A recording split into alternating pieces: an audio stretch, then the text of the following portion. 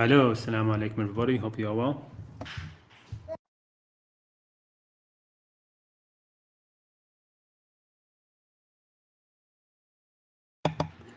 Sorry about that, just had to deal with some intrusions, as we say. All right, okay, assalamu alaikum, hope you are well, and welcome back to our regularly scheduled broadcasts.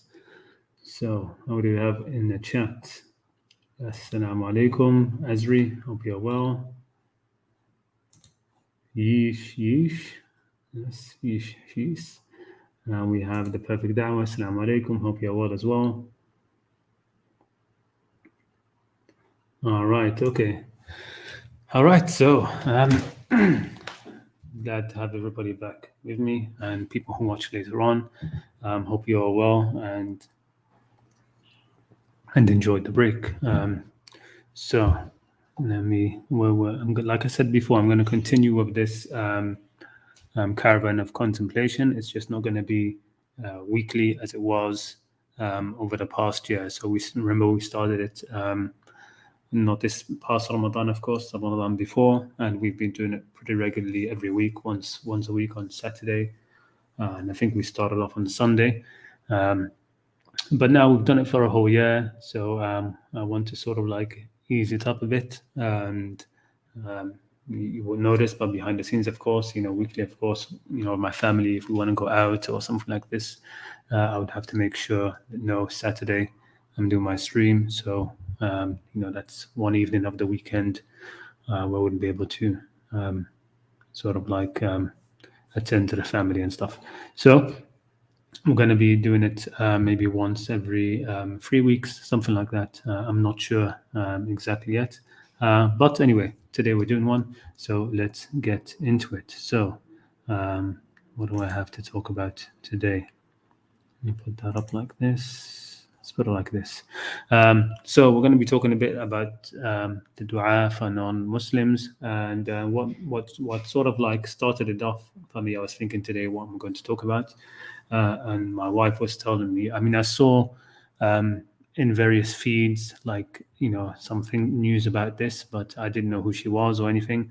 But there's this journalist, Palestinian journalist called Shereen Abu Aqleh or something like that. I'm not sure her last name. I haven't seen it written in Arabic, so I'm not sure how it's supposed to be pronounced properly, but I think Shereen Abu Aqleh or something like this. Or Aqla, or I don't know, Aqla, or I don't know what it is, but Shireen. Okay, so and she's pretty famous in the Arab world. So she's been covering the Palestinian issue for a long time, and she's just completely dedicated to it. She didn't get married or anything like that. She's been dedicated to the Palestinian issue and showing the plight of the Palestinians. She's a proper journalist. That's her passion, her thing in life. And she was killed while wearing, press uniform, with the big press written on across the chest and the back, and she was shot. And of course, most of the Arab world, at first, of course, they were all praying for her, and they were, condolences. Oh, may God have mercy on her, admit her into Jannah, etc., until people realized that she wasn't a Muslim; she was a Christian. Because, of course, among the Palestinians, there are Christians, of course. I mean, there are Christian families in Palestinian Christian families who have been Christian for 2,000 years, right? So that's where originally Jesus was, alayhi salam. So after that, of course, it just started this whole thing of people. I mean, my wife tells me about this whole people, back and forth of whether we're allowed to ask for forgiveness for non-Muslims. And they bring various verses and stuff like that. And I listened to a part of the khutbah of Adnan Ibrahim talking about it. So my wife was listening to that when she first mentioned it to me. So she brought it again. She brought it up, replayed part of it, and I was listening to part of that. So I thought, why not talk about this in the stream? Because he mentioned something else which I want to touch about, not just about whether you can make dua or not for non-Muslims, which of course you can. But anyway, let's have a look at what I've got for you today.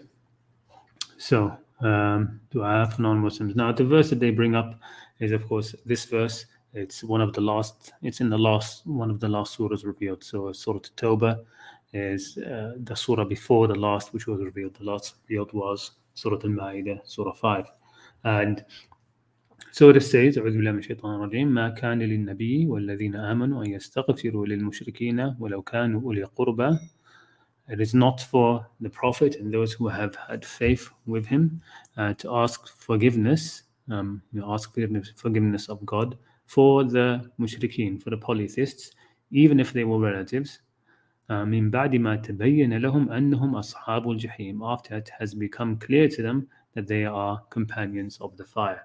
So a number of notes over here. First of all, it is about the mushrikeen, so it's directed specifically about the mushrikeen in this verse. So it's talking about the mushrikeen. But I mean, of course, the obvious reason why it's mentioned in mushrikeen is because it's talking about the Prophet and those with him, of course, those with him. And the Prophet and those with him didn't have family who were Christians or Jews, or the family that they had who were not Muslim were mushrikeen. Okay. The condition is when it has become clear that they are destined for hell. So a question that can be asked: can that reason or condition be applied to others and not just mushrikeen? And of course, I would say the answer to that is yes. So because what is the purpose of this? Why can't you ask forgiveness for those who you are convinced, or it's completely clear to you that they are going to go to hell? Why shouldn't you be allowed to ask forgiveness for them? Now, of course, it doesn't really say you can't allowed. It's saying, and it's put in the words, it's not befitting for the Prophet and those who have faith to do this. That doesn't mean you're not allowed. Okay, so God is not saying here, do not.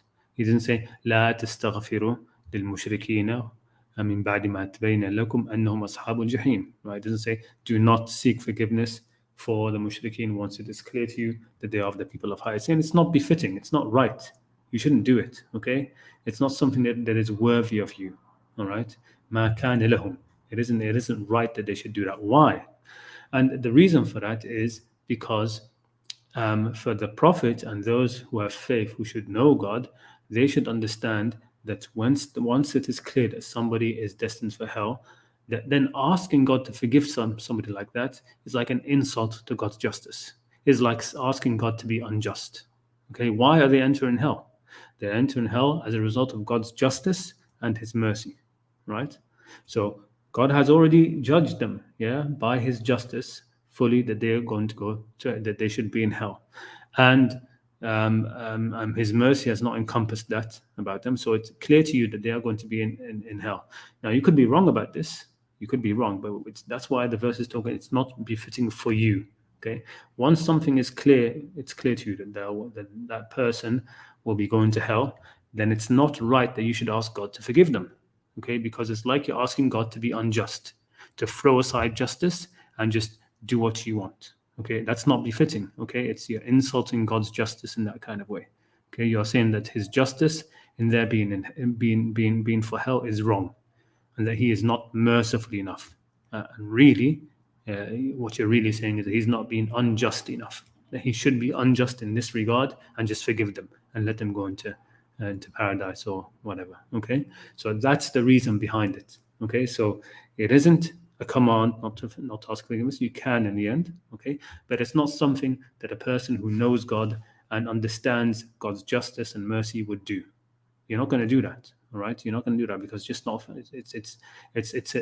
It's taking that understanding of God which you should have and throwing it aside. Okay, and saying that yes, no. It's overturning what you think is what you're calling God to be merciful or forgiveness. You're really telling Him to be unjust. You're warping it. You're making it into a deformity. Okay, it is not justice that God should forgive such people whom He has decided should go to hell. Okay, and of course it comes down to what you suspect, what you think. I mean, what is clear to you. So coming on from this is the other thing which I want to talk about is heaven or hell. Okay, how do you know? So this verse makes it clear that you can know if somebody is going to go to hell. Okay, it isn't just It isn't just because it's the Prophet and he's going to be told by wahi and stuff like that. No, all right. And it isn't just because the believers are with him, etc. No, it's no great mystery. This is one of the real terrible things, which is one of those fear-mongering things which is done about God. It's no great mystery. Who's going to go to hell and who's going to heaven? It's not a mystery. Okay, it's not something which is unfathomable. All right, it is pretty much clear. I mean, once somebody reaches a certain age, you can pretty much tell, is this person going to hell or heaven? Okay, it's not a mystery, unless there are some things which are hidden. I'm talking about when you generally know things about people. I mean, that somebody hasn't murdered, he hasn't done this, he hasn't done that. Okay, we're talking about the general thing that you know about people, not no big skeletons in the closet, basically. Okay, so religious people have made a huge fuss over that idea that we can't know if somebody is going to heaven or hell. So you be quiet, don't judge people. Okay, you can't. Who are you to judge if this tyrant who did this is going to go to hell? You don't know. You don't know God's mercy. Can you? No. This is playing games now. Okay, this is how people are tricking and warping the idea of God. Okay, so the people now are confused. They have no idea what is God going to do. These scholars are telling them that this person who's murdered, committed genocide, done this, that, and the other, that this person, we don't know if he's going to go to heaven or hell. No, we do know he's going to go to hell. Okay, he's going to go to hell. It's not a mystery. Okay, don't warp things around. But they do this because, of course, the religious scholars early on, they were spokesperson for the tyrants in the end. Okay, so you even had people talking about, Hajjaj bin Yusuf, one of the great tyrants. Yeah, maybe he's going to go to heaven. Like one of the things which he said, these are the tricks. Okay, tricks of shaitan. One of the things which happened is when he was dying and he was sick, and everybody's saying, "Oh, he did so much. He's going to definitely God will never forgive him." And so what he did, he made this prayer. Look at the cunning. Okay, but God is not fooled by this nonsense, even if people are. He made this dua. Hajjaj bin Yusuf said, "Oh God, forgive me, because everybody says you will never forgive me." Okay, and he thinks that's going to trick God. Okay, no, you're tricking yourself. You're fooling yourself. Okay, but other Muslims, people were tricked. Okay, you had Hassan al-Basri said, "Oh, maybe because he said this. Maybe because he said this. What a great insight he had. Maybe because he said this, God will forgive him." No. He was completely belligerent and a murderer, complete, absolute tyrant. Okay, he would throw people into prison, let in hot prisons as well, letting them roast and stuff, yeah, as if it was a hell, right? And when they would ask him, just send us some water or something, give us some water, because he wanted to have this God complex with him, right? He would say, "Akhsa'u fiha wa la tukallimun." He would quote the verse of the Quran where God is speaking to the people in hell, telling them, "Stay in there and don't talk to me," as if he is God speaking to the prisoners. No, don't be fooled by this nonsense. Okay, these people will tell you, "We're not sure if this person is going to go to hell or heaven." No, you can be very sure. It's not some great mystery. Right? It's not a great mystery. Okay. And yeah, and who goes to heaven and hell, of course, is based on justice, and justice is clearly defined. It's clearly defined, and mercy from God that does not overturn justice. The mercy of God does not overturn justice. Okay, heaven and hell isn't a battle between God's mercy and God's justice, as some people have it, right? So some people have phrased it like that way, like Ibn Taymiyyah in one of his treatises, and people talk about that, right? That people enter hell through God's justice, and people enter heaven through His mercy, and whichever one wins. If God's justice wins, you go to hell. If God's mercy wins, you go to heaven. It's nonsense. Okay, God's justice by itself is enough to save the person from hell. The person who deserves to go to Jannah will enter Jannah by God's justice as well. Just as the person who will enter hell will enter hell by God's mercy as well. Okay, God's mercy for those who were the victims of that person. Because there's mercy in that, okay? That the tyrants, okay, should be punished. That's a mercy for the victims. That's a mercy for the victims as well. Okay, God is one. There's no battle between His justice and His mercy. And so this sense that people have that whether someone will go to heaven or hell, something mysterious, some unknown or arbitrary thing, right? Like some roll of a divine dice, okay, is a huge slight upon God. Okay, and like I said, in fact, it is a recreation of God into the image of our tyrants of old. Okay, because what they would used to do, these tyrants, when they were pleased with somebody, Okay, they would give them like for nothing. Like somebody said a nice piece of poetry or praised him a certain way, or said, "Oh, your son is an excellent archer," or something like that. Okay, you would just lavishly give him things, give him 100,000 dinars or palace or this, or give all these gifts. Okay, so bring him into life over nothing, for nothing. And at the same time, when that tyrant was displeased, had a bad day, got up on the wrong side of bed, somebody could just look at him the wrong way, and he'd have him tortured and killed. Tortured to death and killed for nothing, or for saying the wrong word. Okay, and this has now been God has been recreated into this thing where you don't know what's this guy gonna do, right? So it's that same things. Being in the presence of those tyrants was constant anxiety for people around them. You don't know whether by the end of the day, okay, the person wouldn't know. At the end of the day, is he going to be ignored for the whole day? And in the times would not even know what his name was, or would the end of the day tortured to death, or would the end of the day rich beyond belief? He didn't know. He wouldn't know. Okay, and the same thing. Okay, so don't imagine God is like that. Okay, and that we have to wait for Judgment Day to see what this crazy God is going to do, people. Okay, ooh, what's this guy going to do? Okay, what's this God going to do? We're going to come on Judgment Day, and you're clueless about what's going to happen. No, you should know if you're you've come to know yourself. Okay, everybody should be able to at a certain age you sort of know yourself. Okay, you've been in enough situations to know how you react, been in enough situation to know what's part of your character, what isn't part of your character, and you know what you've done and what you haven't done in your life. Okay, you haven't murdered anybody, you haven't stole, you haven't committed zina of somebody's wife, you haven't done any of these huge sins, you haven't betrayed trust, stolen property, oppressed orphans. You haven't done this, then you're going to go to heaven. You don't worry about it. Okay, it's not some mystery. Okay, it's not some mystery. So anyone, like I wrote it here, anyone who's honest with themselves, by the time they have reached, the middle of their lives, or sooner, or even later, they should know if they're going to go to heaven or hell. Okay, as long as they're being honest with themselves and not tricking themselves. All right, and you can also tell about the same about others. Okay, unless there's some major things which are hidden.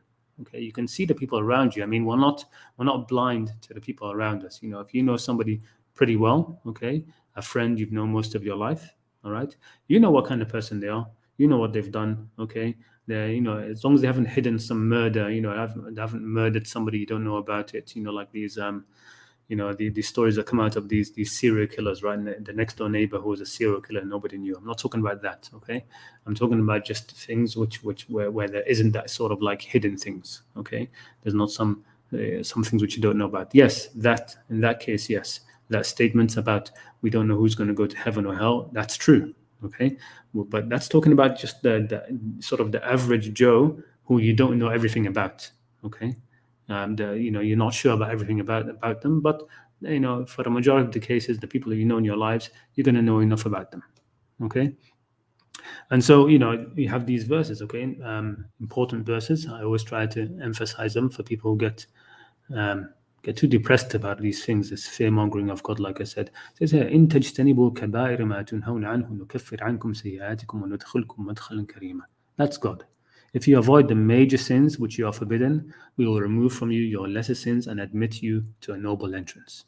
Okay, the major sins. What are the major sins? They are the sins which in the Quran, Allah says He's going to enter you into hell for them. Okay, the things in the Quran which God threatens hellfire for. Okay, and that's how the Quran is. Okay, it promises Jannah for major things, okay, and hell for major things. And at the same time, God is saying that if you avoid the major things, He will still enter you into heaven. Okay. Okay, and again, this verse here, الذين يجتنبون كبائر الإثم والفواحش, those who avoid the major sins and immoralities, only committing small ones. إلا اللمم إن ربك واسع المغفرة. Indeed, your Lord is vast in forgiveness. Vast. Okay? He was most knowledgeable of you when He produced you from the earth. هو أعلم بكم إذ أنشأكم من الأرض وإذ أنتم أجنة في بطون أمهاتكم. And when you were fetuses inside the wombs of your mothers. فلا تزكوا أنفسكم. Still, despite this, لا تزكوا أنفسكم. Don't claim purity for yourself. Okay? Don't think that you're just because God is so vast in forgiveness, and He's going to forgive. He will forgive you everything if you stay away from the major sins. That doesn't mean you're some paragon of virtue. Okay, that doesn't mean you're so noble or so or such a great person, or that's what it's meaning here. لا تزكوا أنفسكم. God is great in His forgiveness and vast, but He knows everything about you. Okay, He knows, the filth which is there. Okay, it's just if it's not major, God is going to forgive you for it. Okay, so لا تزكوا أنفسكم هو أعلم بمن اتقى. He knows best those who have taqwa of Him. Here, of course, it says fear of Him.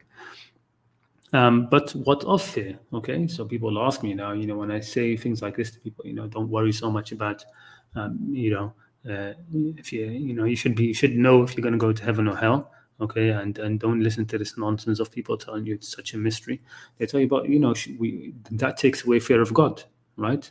Right, because you look around you, the majority of people are decent. Okay, but yet the Quran is saying to be afraid of God, have fear, khashya. So what of fear? What a fear! Is it, you're telling us not to be afraid of God? No, of course, okay.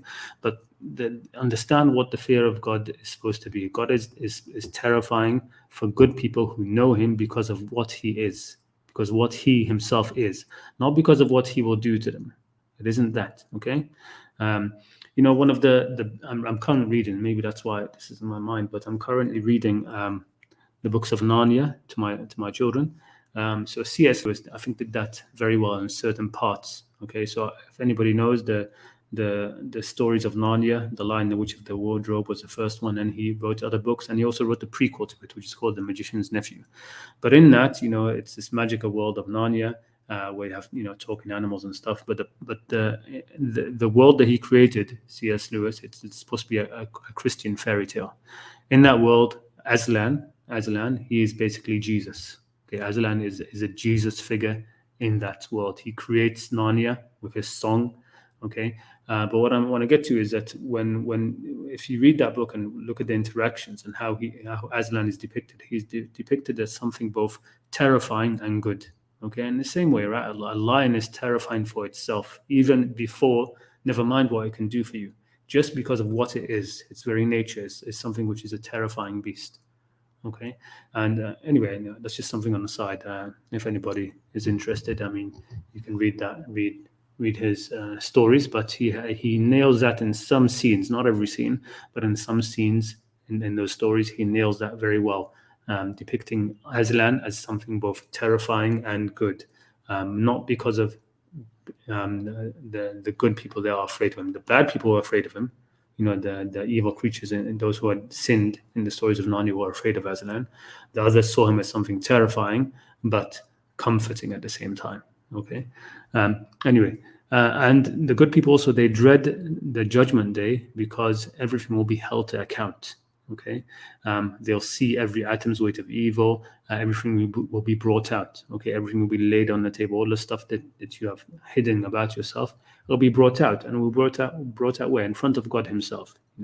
It's the shame and the terror of being before God while being held to account by Him. Right? Isn't because you will be punished for every single small sin. Okay, that's how those who understand. I think anyway, those who understand God and know Him, that's how they are afraid of Judgment Day. It isn't that they're afraid that they're going to be thrown into hell. Okay, that there isn't that big fear. Okay, so fear God because He is fear inspiring. Okay, and fear the accounting because everyone will be held to account. Everyone will be held to account. And by the way, that it's another lie in hadith that some people will enter Jannah without accounting. Nobody enters Jannah without accounting. God will hold everybody to account, including the messengers. فَلَنَسْأَلَنَّ الَّذِينَ أُرْسِلُوا إِلَيْهِمْ وَلَنَسْأَلَنَّ الْمُرْسَلِينَ. We will question those who had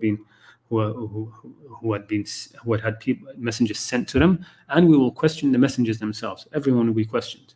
The بغير حساب, those Jannah, the phrase which does occur in the Quran of without account, بغير حساب, it's got nothing to do with entering Jannah without account.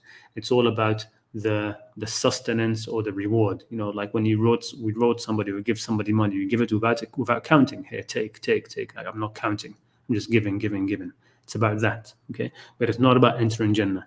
All of those verses are, like for example, وَالَّذِينَ اتَّقَوْا فَوْقَهُمْ يَوْمَ الْقِيَامَةِ وَاللَّهُ يَرْزُقُ مَنْ يَشَاءُ بِغَيْرِ حِسَابٍ. And God gives sustenance to whom He wills without hisab, without count. Okay, and that comes up again in the Quran. يَرْزُقُ مَنْ يَشَاءُ بِغَيْرِ حِسَاب.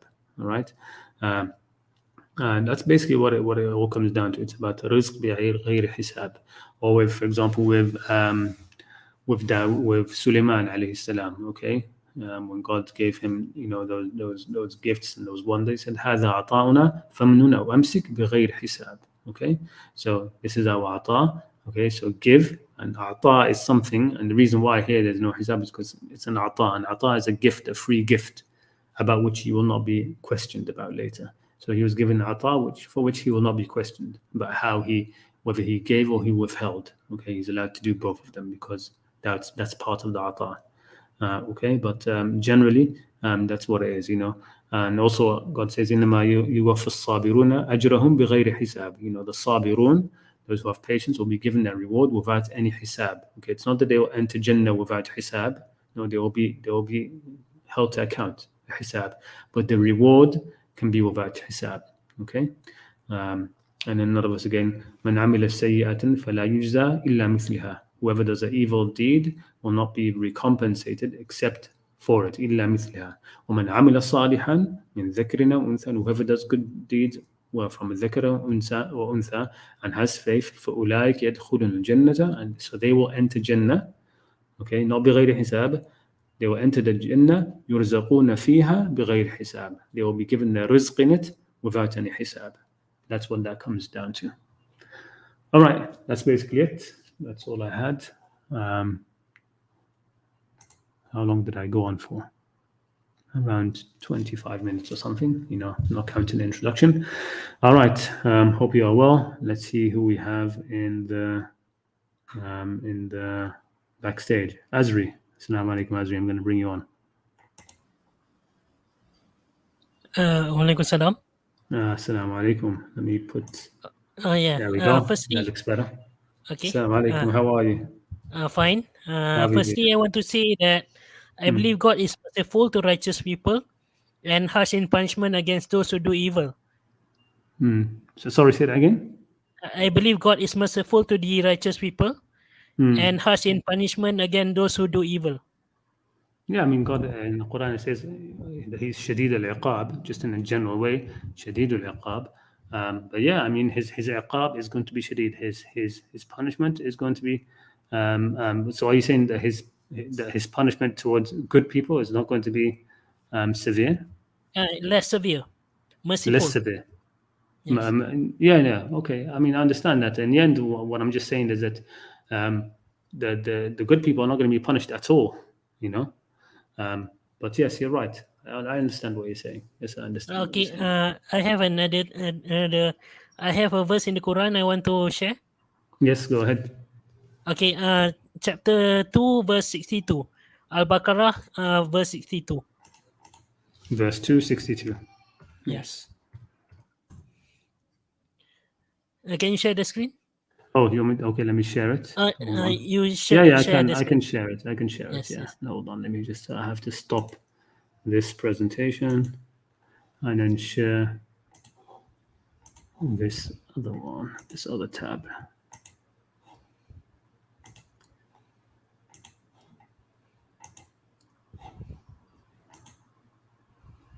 Okay, All right. you see, so this is the famous verse of إن الذين آمنوا والذين هادوا والنصارى والصابئين من آمن بالله واليوم الآخر وعمل صالحا فلهم أجرهم عند ربهم ولا خوف عليهم ولا هم يحزنون. That those who have had faith, basically the Muslims here, and those who were Jews and Nasara, the Christians and Nazarians, and the Sabi'in, the Sabians, and anybody who had faith in God in the last day and did good deeds, then for them is their reward with their Lord, and they shall have no fear upon them, nor shall they grieve.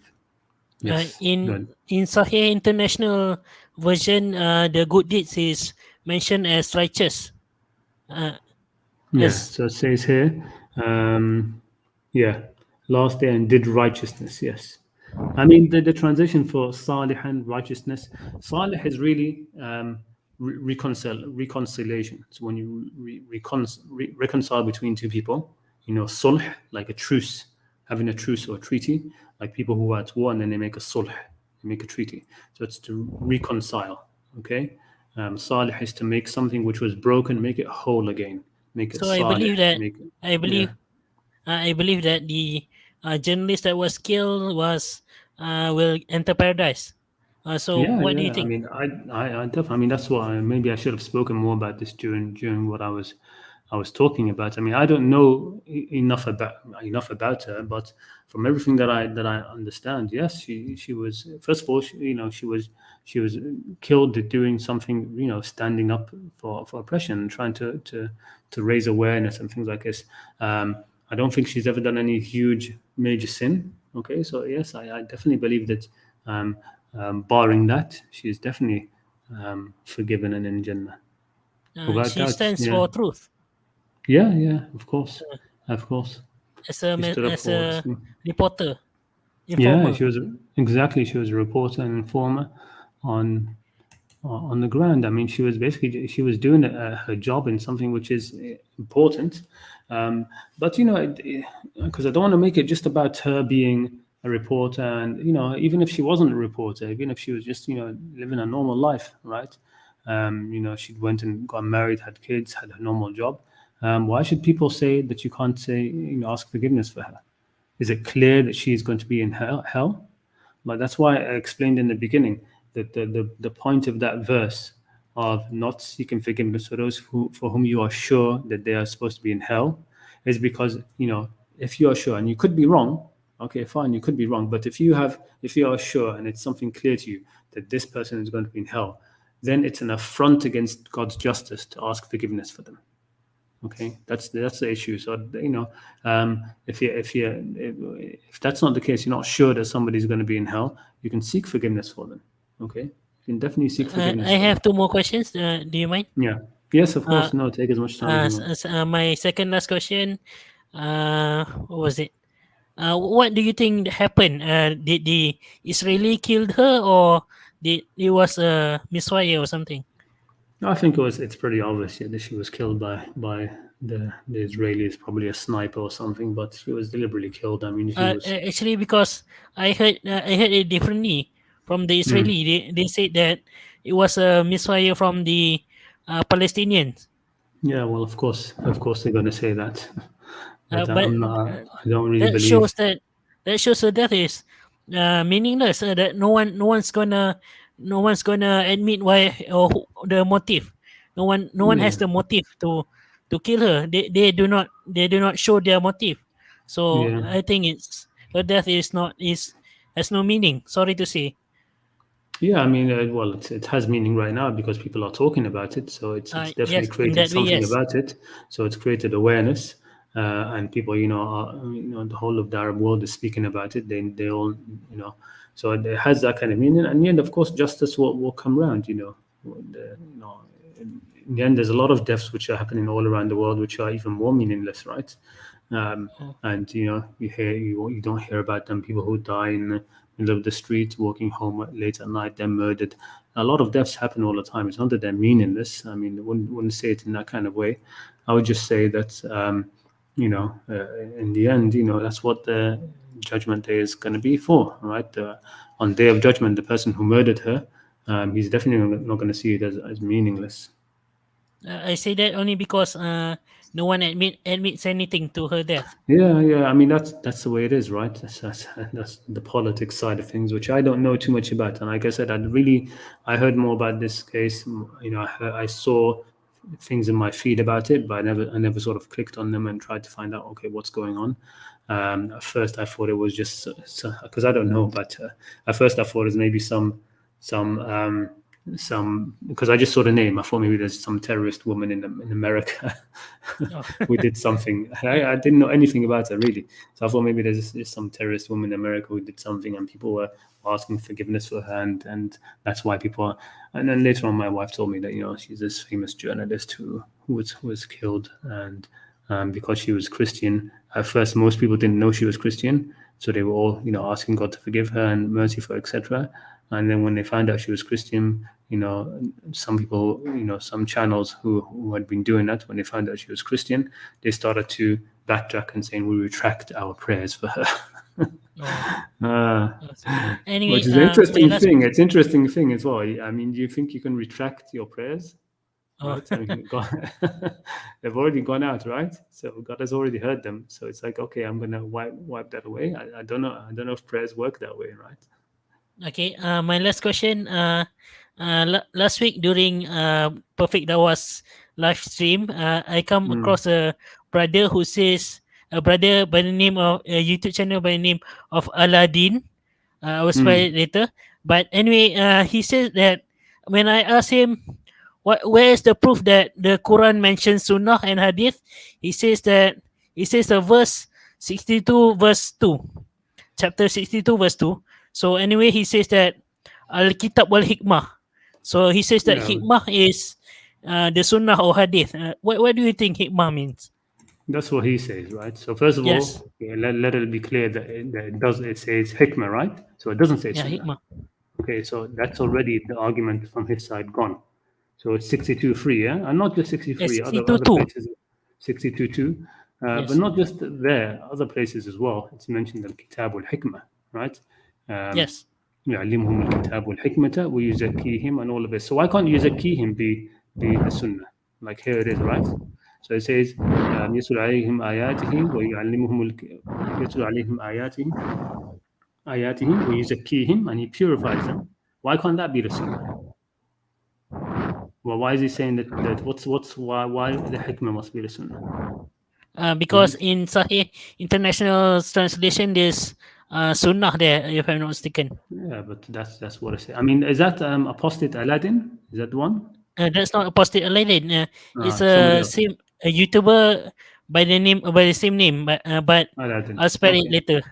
Yeah, well, no, I mean, hikmah for me is exactly that. It's wisdom. Okay, so he teaches them wisdom, right? What wisdom? Wisdom is putting each thing in its proper place. Okay, so knowing how to go about doing things. So you can have a kitab, which is instructions, right? So it's sort of like the letter. That's the letter of the law. Okay, the letter of the law. So kitab is basically what is another thing. Okay, kitab doesn't mean book. Okay, it doesn't mean scripture in that kind of way. Okay, even now when some of the early inscriptions which are around Medina, right? Somebody will write a sentence on a rock, and then it will say كتب هذا الكتاب. The one who wrote this kitab was so and so. Kitab just means prescriptions or writings. Okay, so kitab in the Quran, and what's his name? Khalil Adnani has a lot to say about this, which I don't completely agree with, but at the same time I agree in partially, right? That because he talks about kitab as being a divine writ and stuff like that, but also it means in the world. So yes, there's written books, but there's also like when God says وَيْلٌ لِلَّذِينَ يَكْتُبُونَ الْكِتَابَ بِأَيْدِيهِمْ ثُمَّ يَقُولُونَ هَذَا مِنْ عِنْدِ اللَّهِ لِيَشْتَرُوا بِهِ ثَمَنًا قَلِيلًا, right? Woe to those who write the kitab by their own hands. The kitab here means prescriptions or laws. Woe to those who write laws or prescriptions, right? Like when you go to a doctor and he gives you a prescription, what does he do? He writes it down. I'm giving you this prescription. Even the word prescribe, you scribe something, write it, prescription, right? But you So think woe to the those. kitab? Do you think Al-Kitab means Quran? No, it doesn't have to be Quran. Okay, in the Quran there is kitab. In the Quran there is kutub. Okay, Allah says fihi kutubun qayyimah. In the Quran there is kutub. Okay, Okay. the Quran itself it's not really that. There's the all-encompassing word of kitab, which will include the Quran and the Injil and the Torah. All that's God's kitab, His prescriptions. Okay, so you've got that in that kind of way. It depends which verse you're talking about, but generally the word kitab in the Quran is about prescriptions, about what to do, laws.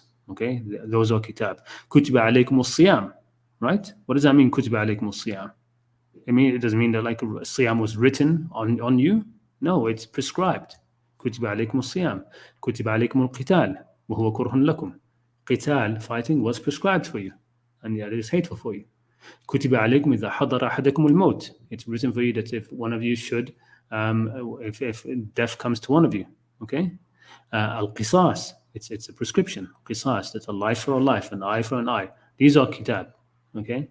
And then there's hikmah. Then to go with the kitab, because you can't, like for example, I mean, there's some hikmah which is everybody knows. You don't need to be told about it. So one of the kitabs which is in the Quran is the cutting off the hand of the thief. Okay.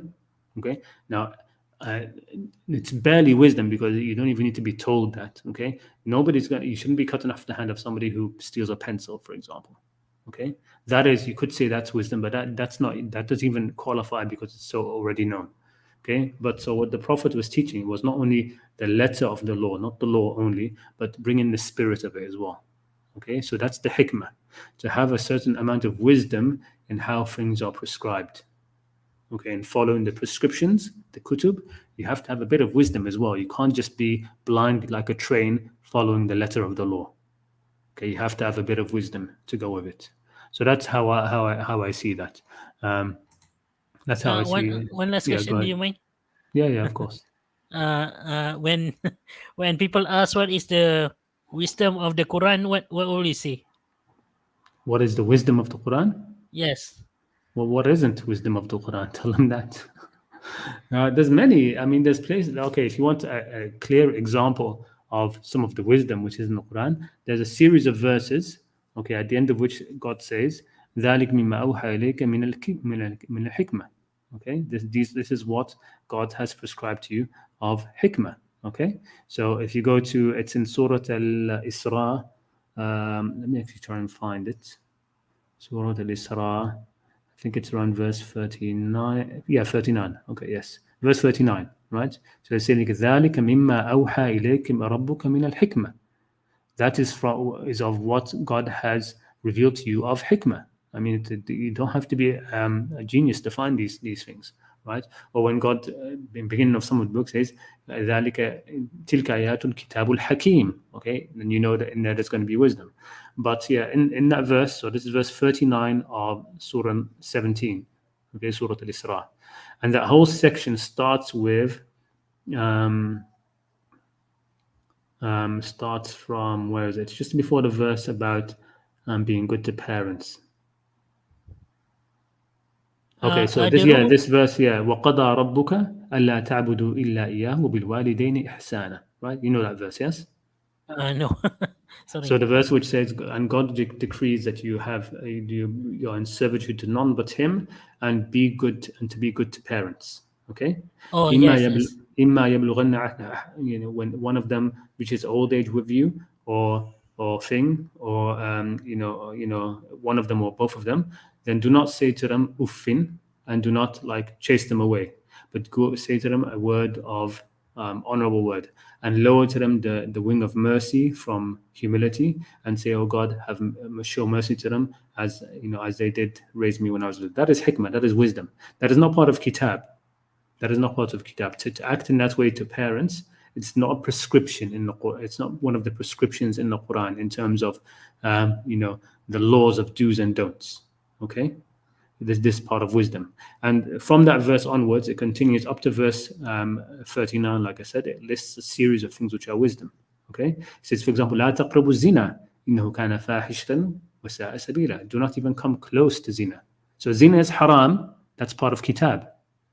Okay, that's part of kitab. But so wisdom, do you think that the rules are the knowledge from God?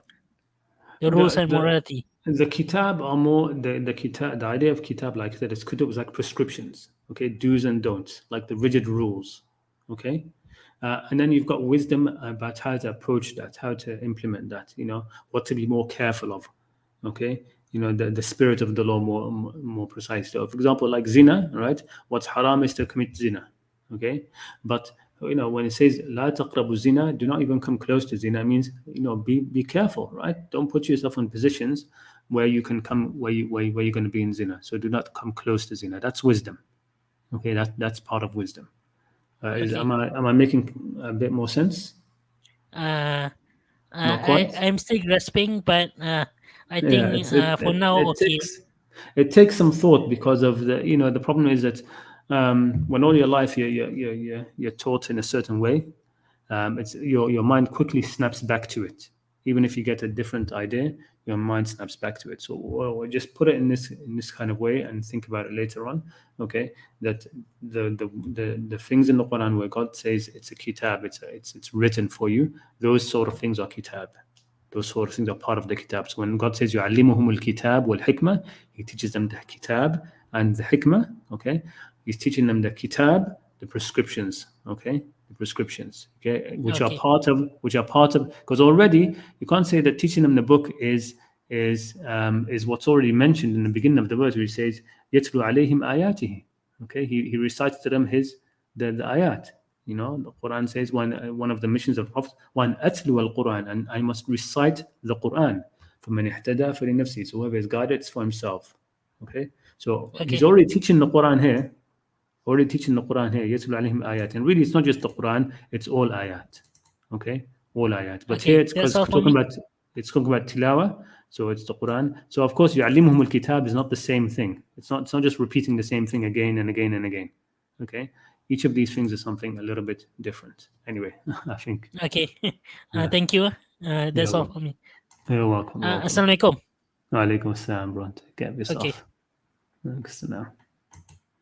All right. Thank you very much. Let me see who else is just in the chat. I have perfect da'wah backstage. I'll bring you on in a minute. I also saw somebody else. This person, Mighty. Assalamu alaikum, but you left. I find it hilarious that many Redditors are seething because Muslims are praying for a journalist that was killed. Yeah, many Redditors. Okay, I don't know which way. It's probably the Muslim subreddit, right? That's where people are angry at. The people are praying for this journalist. And Assalamu alaikum, Adriana. Hope you are well as well. Good to see you. And we have somebody else here. Nasir Gamer, I suppose, right? Brilliant. And we have here Assalamu alaikum, Fahim. Thanks for hosting. Does the notion of one knowing where they're going around their early to mid 40s come from hadith? No, I mean it doesn't think it doesn't. What I mentioned here, in fact, doesn't come from hadith at all, because a lot of, I mean, there are some hadiths which will point to that, but the majority of the time the hadiths are actually making, or the narrations from Sahaba are making the complete opposite point, that nobody knows whether they're going to go to heaven or hell, right? And I'm saying, no, look, we shouldn't have such a low opinion of God. You shouldn't think that God is in this and these issues of who will go to heaven, who will hell. It's that God is going to be acting something in some mysterious way which you can't fathom. Okay, no, it's you don't think that God is like crazy. You don't know what He's going to do to somebody. Okay, but it's sort of in the Quran. It talks a lot about those who reach the age of 40, and after the age of 40, that's when you're at your strength. And incidentally, there's one verse which is very interesting. I mean, I wrote about this in one post on Reddit somewhere, which talks about how, you know, some of the you know, when some people are going to be put in hell, they will sort of like speak out against it. This is mentioned in the Quran, and then the angels will say, or was it God? أَوَلَمْ نُعَمِّرْكُمْ مَا يَتَذَكَّرُ مِنْ تَذَكَّرَ. Did we not allow you to live long enough so that whoever was able to take heed would take heed? And that's a very interesting verse, because it means, in one way, it means that those who die young have an excuse. And that should be the case. Okay, somebody who dies at 16, 17, 18, okay, they have something of an excuse. I mean, as long as they're not engaged in like the really bad sins. But if like they're engaged in a lot of evil, but it's not something huge, none of the like the major crimes, there might be something of an excuse for somebody who dies young. Okay, what was the verse? Let me search for it. وَلَمْ نُعَمِّرْكُمْ Yeah, here it is. So it's verse in Surah Fatir, verse 37. It says, وَهُمْ يَسْتَرِخُونَ فِيهَا, and they will be, you know, calling out in it. Okay, وَهُمْ يَسْتَرِخُونَ فِيهِ, yeah, like really screaming out in it. فِيهَا رَبَّنَا أَخْرِجْنَا مِنْهَا. Oh God, take us out of it. نَعْمَلْ صَالِحًا غَيْرَ الَّذِي كُنَّا نَعْمَلْ. We will do good deeds, salihan, other than what we used to do, which lets you know that even the people of hell, they understand that they entered hell by their deeds, not by what they believed. I mean, there's something I've been trying to hammer home for a very long time. I'm sorry for all the people who hear me saying it again and again, but beware that there are new people who might not have heard it. People enter hell or heaven by their deeds, and here the people in hell are saying, God, get us out of here, and we will do good deeds other than what we used to do, because they know that what caused them to enter hell was their deeds, not what they believed. They didn't say, oh God, get us out of here and we will believe. We will just say La ilaha illallah and then we'll be good. We won't be where we were now. No, it's what they did. So anyway, the verse says, وَهُمْ يَسْتَرِخُونَ فِيهَا, and they will be screaming out in it, our Lord, get us out of it. We will do good deeds other than what we used to do. And the response is, أَوَلَمْ نُعَمِّرْكُمْ, and did we not cause you to live a long enough life in which the one who took heed could have taken heed, and there came to you warners? Didn't we do that? فَذُوقُوا فَمَا لِلظَّالِمِينَ مِنْ نَصِيرٍ. So taste the punishment. For the oppressors, there is no help. Okay, so this is one of the verses which you can take from it to mean that those who don't live a long enough life, okay, they have an excuse with their Lord. How that will be integrated into their judgment, that's for God to know. But this indicates that that those who who die young and don't have that long life, maybe they're murdered, maybe something happens, okay, they have an excuse with their Lord. Okay, but yeah, this idea of 40, it's found a lot in the Quran, and it talks about those who reach their age of full strength is 40. Okay, once you've reached the age of full strength, you're 40, and it says wastawa. Okay, when somebody reaches 40, they've sort of like become wastawa. They've become level, sort of. That's it. They are who they are, right? Around the age of 40, you are who you are. Okay, which is why God says that He gives wisdom. Many of the times it's mentioned that He gives wisdom to those to the messengers and prophets once they reached 40. When he reached his full age of full strength and reached 40, because at 40, that's it. Okay, and the Quran says, وَكَذَلِكَ نَجْزِي الْمُحْسِنِينَ, and thus do we reward those who are muhsinin. So you can expect that if once you reach around the age of 40, if you have been of the muhsinin, then you could be given wisdom, because Allah says He gives wisdom to people. Okay, yu'til hikmata man yasha. He gives wisdom to whoever He wills, and whoever is given wisdom, he has really been given a huge amount. And it's interesting to note that verse about God given wisdom is nestled right in the middle of a bunch of verses which are about giving charity. And I take from that give charity to be of the muhsinin, because if you do that, that's the easiest way to be of the muhsinin, to give charity, give people, be generous, right? Give, feed people, give people. Okay, and then God will give you wisdom, right? If you give people, He will give you something which is even more valuable than what you have been given. He will give you wisdom. So that's there are many ways in which you can take a lot from the Quran, and that's another way of it. Another way is to look at the verses and where they are positioned, because you have these sometimes these verses which are nestled in among others. Okay, and there's a reason for that. One of the verses which talk about dua is nestled among the verses about fasting. And the link there is that when you're fasting, you should make a lot of dua. That God will listen, will be closer to listening, because your thing is gone, your ego is less. Okay, and there's one which is interesting. I have no idea the explanation for it, but the verse which talks about preserving the salat, and in the middle salah especially, that verse is in the middle of all these verses about divorce, and I'm not sure why that is. Anyway, I rambled on a bit there. Perfect da'wah. Let's bring you on. Assalamu alaikum. Walaikum assalam. How are you? Have you been? Alhamdulillah. It was a long time ago, my brother. Yes. Good to hear from you again. Yeah, good to hear you as well. Okay. I just would like to say about, you were talking about forgiveness. Yes, I don't think that we can, of course, we cannot ask forgiveness for Adolf Hitler, because we know definitely that he was evil, and then he definitely should be punished in the hellfire, because he did a lot of bad deeds, terrible things. Yes, so such a people, then we understand, as you were saying as well, that these are bad people, and we shouldn't.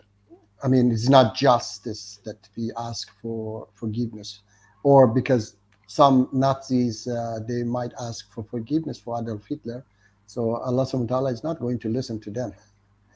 Yeah. Yeah, I mean, my point is not mostly that you shouldn't or that you Mhm. can't. I mean, you can if you want. I'm saying that just for some, like the verse is "Ma kana lin nabi walladhina amanu." It isn't right for the prophet and those who have faith. I mean, those who know something of God, who understand His justice, that they should ask God to them forgive those who they think are clearly going to go are clearly destined for hell. Okay, now you Exactly. could be wrong about if they are clearly going to be if they are going to be going to hell or not. It's not a problem. But if you in your you know, if first of all, if it wasn't completely messed up, this idea that you can't know if somebody's going to hell, you can know. But then once you understand that you can know, and then you've concluded that somebody is going to hell, you've concluded that maybe you're wrong, maybe you're right. But if you believe firmly that somebody is going to go to hell, then you should not be asking God to forgive that person. Okay, it's not about that person anymore. It's about your understanding of God. It's now you're making an affront to God. Okay, you are convinced that this person is going to hell, and you're saying, God, no, overturn your judgment, send them to heaven. You Exactly. understand? So it's about it being an affront to God. It's an about like disrespecting God. Okay, to seek forgiveness for somebody who you are convinced God would judge to be in hell. Okay, it's like you're saying, no, follow my judgment, oh God, don't follow your own judgment. Forgive him. It's that kind of idea. That's what I want to emphasize about that. Yeah, as well, you mentioned that verse about those who are in the hell, and then they ask to take us back, so that I believe also that it's not just what you believe, but it's what you do, because there are lots of verses in Quran that say, "Enter my heaven for what you used to do." So, Yeah. and this chapter 107 verse 1 to 7 says, "Have you seen the one who denies the religion? That is the one who repulses the orphan." And this is verse 1 to 7, and then continue say, "And those sorry, and does not encourage to feeding the poor. So woe to those who pray, yet are not mindful of their prayers, those who only show off and refuse to give even the simplest aid." So these verses proves us that it's not what you say or what you believe in, is what you do. Because even if you pray, and for example, you are a Muslim, you fast, you pray, but your car collection is $1 billion. I don't know if you have heard such a people. The Muslims, they call themselves Muslims, and we have so many orphans, so many poor people, and they don't feed them, they don't help them. They want a car collection of $1 billion. So it doesn't matter what you say, what your prayer, your fasting. But the one who doesn't even believe in God, and goes to Africa, those Doctor Without Borders, they can have a good life in Europe and such places, but they go to Africa to help people there. So I believe that and then there is a verse of Quran is chapter 49 verse 13 says, "O mankind." It doesn't say, "Oh believers," "Oh Muslims," or whatever. It says, "O mankind, indeed we have created you from male and female, and made you peoples and tribes, that you may know one another. Indeed, the most noble of you in the sight of Allah is the most righteous of you. Indeed, Allah is knowing, all aware." So Allah subhanahu wa ta'ala is talking to the mankind with any beliefs. He doesn't talk to Muslims or believers or whatever. So it's the most righteous one of you is the best in the sight of Allah subhanahu wa ta'ala. So and then Azri asked about the wisdom of the Quran. So I read for these verses that you, if you believe in Quran, then you help orphans, you feed poor. Then chapter 16, verse 90, it says, indeed, Allah orders justice and good conduct and giving to relatives and forbids immorality and bad conduct and oppression. And he admonishes you that perhaps you will be reminded. Chapter 15, verse 85. Indeed, the hour is approaching, so pardon those who wronged you with most merciful pardon without revenge. Chapter 5, verse 8. O believers, stand firm for Allah and bear true testimony. Do not let the hatred of a people lead you to injustice. Be just. That is closer to righteousness. And be mindful of Allah. Surely Allah is all aware of what you do. So there are lots of other, beautiful verses that, as a former atheist, I became much better person when I believed in Islam and I start to learn about Islam. So this is the great benefit of believing in Quran and following Quran. Before, yes, before when I was atheist, if you ask me what to do with a murderer, I would tell you that execution.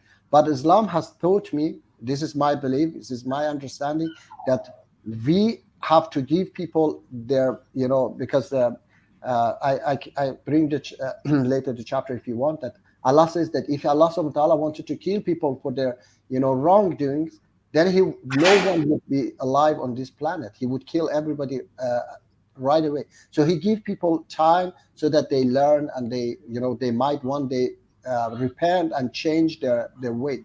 So what I believe is that the only right we have is to treat people, to rehabilitate people, and then get rid of the source that guide people to bad deeds. Okay, because what I believe that we don't have to kill the victim, sorry, the patient. We have to kill the disease.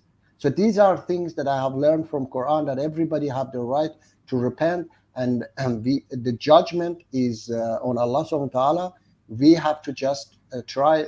And the Prophet Muhammad, peace be upon him, Allah says to him that you are just a warner. You are not, overlord, or you are not a controller over people. If we wanted to make people Muslims, we would have done it ourselves. So our duty is just to guide people, to teach people, to preach for people, and of course, in self-defense, we have the right to defend ourselves and stand for the rights and so on. But when we have the opportunity, then we have to, like Prophet Muhammad, peace be upon him, didn't. Let me ask you something about that, because Yes. I know you've mentioned this many times, that Yes, you don't yes. believe in any of the punishments or anything like this. Yes. Do you think these punishments were decreed by God before? Which punishments? In previous, like life for life, like a capital punishment All for right. a murder. Okay. Do you believe it? Do you believe they were decreed before as well? So you've mentioned many times, yes, that Islam, how you see it, I understand that now. But do you believe that, for example, in Musa alayhi salam, in his time, that it was decreed for Bani Israel that they should do capital punishment for a murderer? Yes. We have to put. I believe that we have to put the verse in the context. That we have to be understand that what was going on before that. Okay. For example, people were living in tribes. They were living in villages. So, for example, next village, if you were living in next village and me and you were fighting, and you would take my eye, then we would attack your village and kill as many we could, But Allah subhanahu wa ta'ala said, no. So a life for a life, because there was no better option at that time, okay? There were no, jail, like today we have, in Europe, for example, if you kill somebody, there is no capital punishment. You go to jail. But because in the Prophet's time, there was no jail. Yes. I mean, the people didn't have that opportunity to put people in jail and Yeah, wait. and that's what I'm saying. In the Prophet's Yes, time, there was no jail. no, So exactly. was an eye for an eye and a life for a life allowed then? And the thing You're is that, saying because you're saying he didn't do that because you said that he never did that because you have to rehabilitate, etc., etc. yes, But there was no, but you're saying that in Moses' time or that tribal time, the reason why a life for a life, an eye for an eye, and all of that was allowed is because there were no jails. But there were no jails in the Prophet's time as well. all right, So I'm yes. not seeing No, saying. what I'm saying that there was, look, when you, during Prophet Moses' time, there was just eye and eye, tooth for a tooth, okay? But during Prophet Muhammad, peace be upon him, Allah subhanahu wa ta'ala added something there and says that, but whoever give up its right, okay, after the an eye for an eye says that, but whoever gives up his right as charity, it is an expansion for him. And whoever does not judge by what Allah has revealed, then it is those who are the wrongdoers. So what I'm Yeah, I saying, mean, we agree with that. We I don't yes, think we disagree on the fact that that somebody, a victim's family, can okay, forgive the murderer. Yes, okay, we can agree on that. But yes, you're also saying that we're not allowed, that the victim's family is not allowed to demand capital adjustment, capital punishment. Is that what you're okay. saying? What Because I'm that's saying is why that, I understood from you that we're not yes, allowed. That it's not okay. allowed. Yes. What I'm saying is that I don't say that you are not allowed, okay? Because Allah subhanahu wa ta'ala asks you, okay? I'm not saying to forgive in that way, okay? That you just somebody killed, okay? I forgive you, you go. We have to rehabilitate that person, okay? So what I'm saying is that first of all, they are not judges. The family is not judge, okay? They judge upon their anger, upon their feelings. So there should be a judge that judge people, not the family. Okay, so No, these are look, these are let's focus on just the issue itself. I understand that, of course, nobody's saying that the family should judge, but the yes, family do get to decide. Okay, once the judgment is made that yes, he is guilty of murder, the okay, family do get to decide, according to me, according to like what yes, we understand, is that yes, they can decide whether to forgive and accept the blood money, or okay, or just the fidya, or just forgive completely, or all they right, can decide no, we want him to be killed for what he okay, did. He's a murderer. He wants him. So the judgment is different. But okay, I'm not understanding anymore because you've always said yeah, that you're all right, not allowed. okay, But yes, just give me a sort of like a more clear answer. Do you all right. believe that a life for a life was valid in the Prophet's time? Was it Uh, allowed?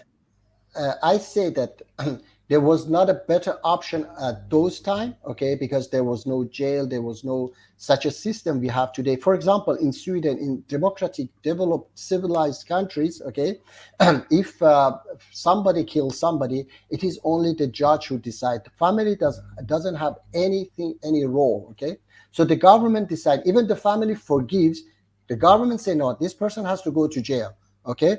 So but in those times there was no such a opportunity. So people, for example, as I said, we were living in villages, okay. So we didn't have, even the government wasn't there to, or people were living in tribes, in tents. So there was no such a possibility to take him to the city, for example, and then the judge there judge them and then put them in jail. So those times, this was a better option than what people were doing.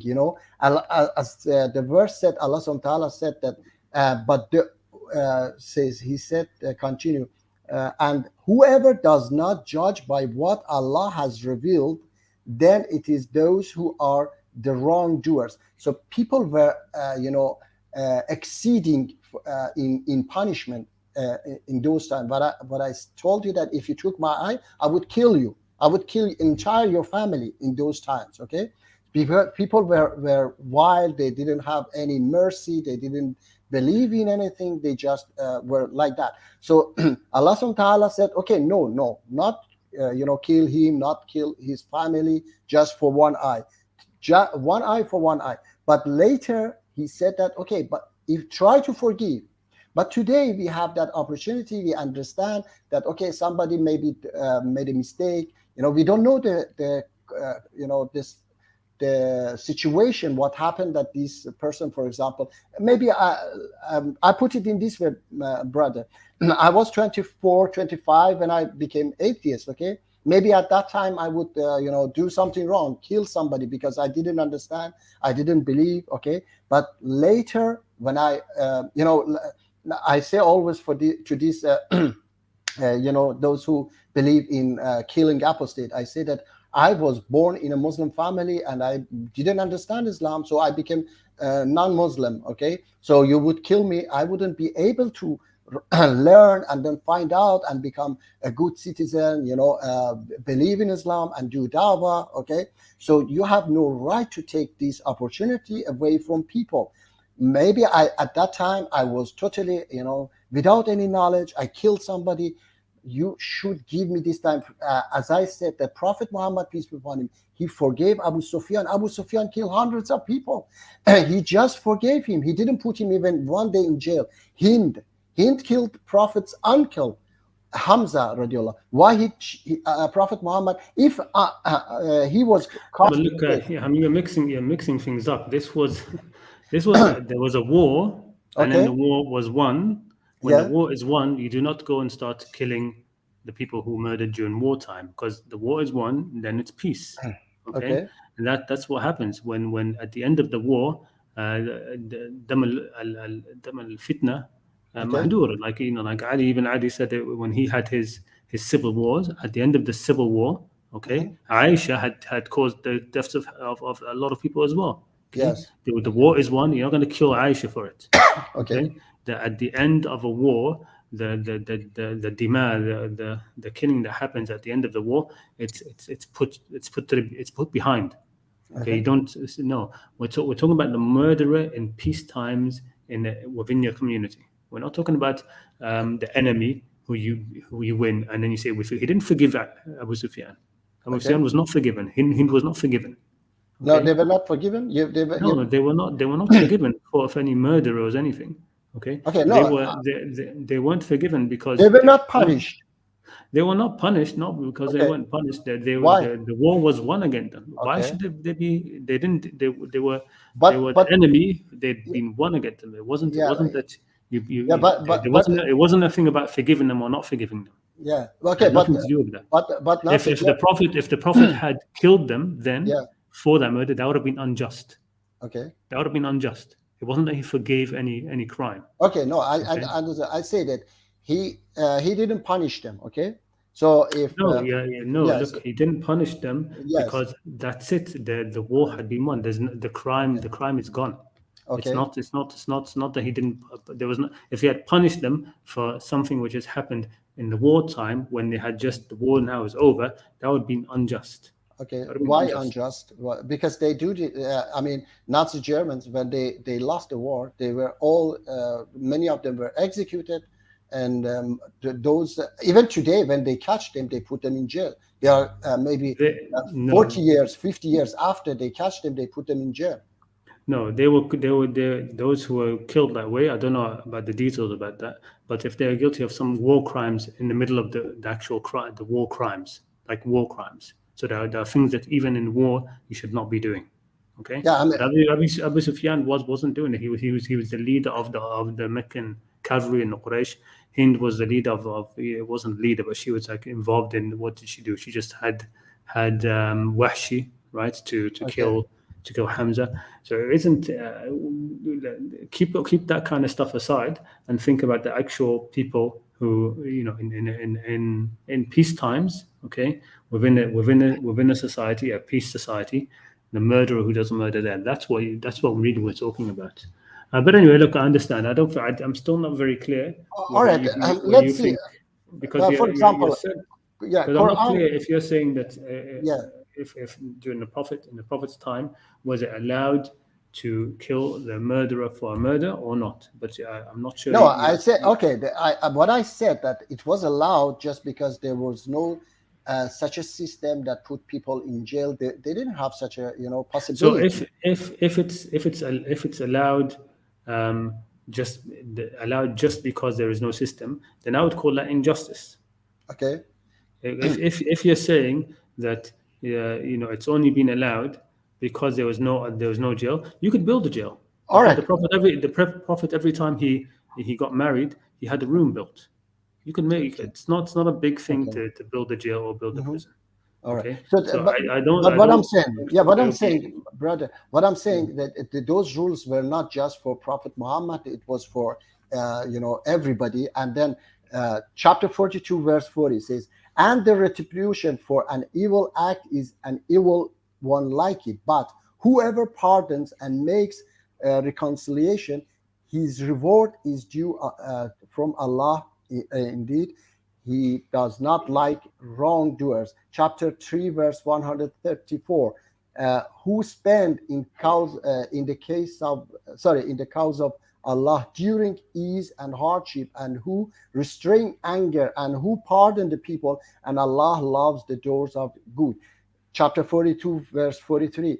And whoever is patient and forgives, indeed that is of the matters requiring determination. There are many other look, I mean, because I understand all that. I mean, you don't need to quote those verses to me. I'm aware of them, but Yes. I was just asking about just that because to me it makes a difference. I mean, if something is just at the time of the Prophet, at the time of Musa, if a punishment for a crime is just then, it is just always because the punishment fits the crime.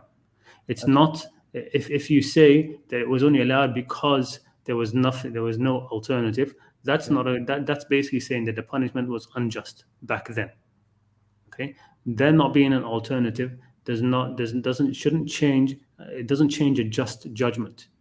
Okay, if a punishment is equal to a crime, it is always equal to that crime. Same punishment to the same crime, it's always going to be like that. 2,000 years ago or 2,000 years in the future, it wouldn't matter. But if you then say that it's only justice when if introducing a different punishment, now that first punishment is unjust. No, it's not. It's not unjust. Okay, it doesn't change its nature. All right, then the punishment stays. If you have prison as an option, okay, that might be a better option. I agree, it could be a better option, right? But that doesn't change that the first punishment it doesn't become unjust. It doesn't become outruled. It doesn't become like irrelevant or not allowed. Or no, it still fits the thing. Okay, the judgment of the punishment being just or unjust is not changed by another option being available. That's what I would say. Anyway, look, I've got somebody else who wants to come on, Rashid Abdurrahman. So let me bring him on, and then if you like, I can bring you on afterwards again. Okay. Inshallah, yes, I will wait. Inshallah, because I have other things to say. Okay? All right. Okay. All right. Thank you. Okay. So, let me bring Rashid. Assalamu alaikum, Rashid. Wa alaikum assalam wa rahmatullahi wa barakatuh. Alaikum assalam. How have you been? I've been very well, alhamdulillah. How about yourself? Alhamdulillah, very good. Yeah, it's been a while since we've had these talks. Yeah. Like I said, before Ramadan, right?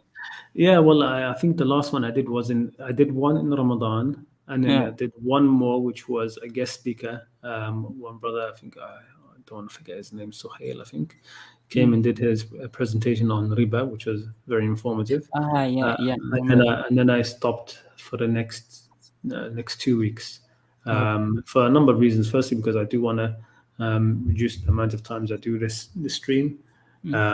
And the second reason is because I was also still busy being a guest on the Aaron Ra stream about the reading. That's done, alhamdulillah. I'm glad that's done. I put a post, by the way, if anybody, a community post, you can read my final thoughts on there. I learned a lot from it. I mean, there were people who would tell me, why bother going on there? There's no point. No, but I learned a lot. And it wasn't completely pointless. I did have a lot of good interactions. I think I did reach some points across. We also had the brother Muhammad, the former Muslim. He came on this channel, and we had a wonderful conversation. He's a very chilled guy, so we were able to have a very decent conversation. And also from there, I also went on to the guy who's the producer of Aaron Roy. His name's Peter on his channel. Gonna go for it with one of the other ex-Muslims, the Saudi guy. But with Peter, I ultimately came to the same situation that was with Aaron when I spoke with him one-on-one. They have this thing where they just want to, just prove to me God exists, right? So that's all they wanna talk about in the end. But Yeah, anyway, I did benefit a lot from it because to be honest, I don't get to speak with non-Muslims much. I mean, I don't remember the last time I had like proper interactions with non-Muslims years ago, man, like 20 years ago or something. I don't know. Well, Yeah. So it's a very long time. yeah, I mean, once you get to a certain age, you've got you fall into your own routine. There are certain friends who are your friends, and that's it. You have a certain group of friends, and they're the people who are around you.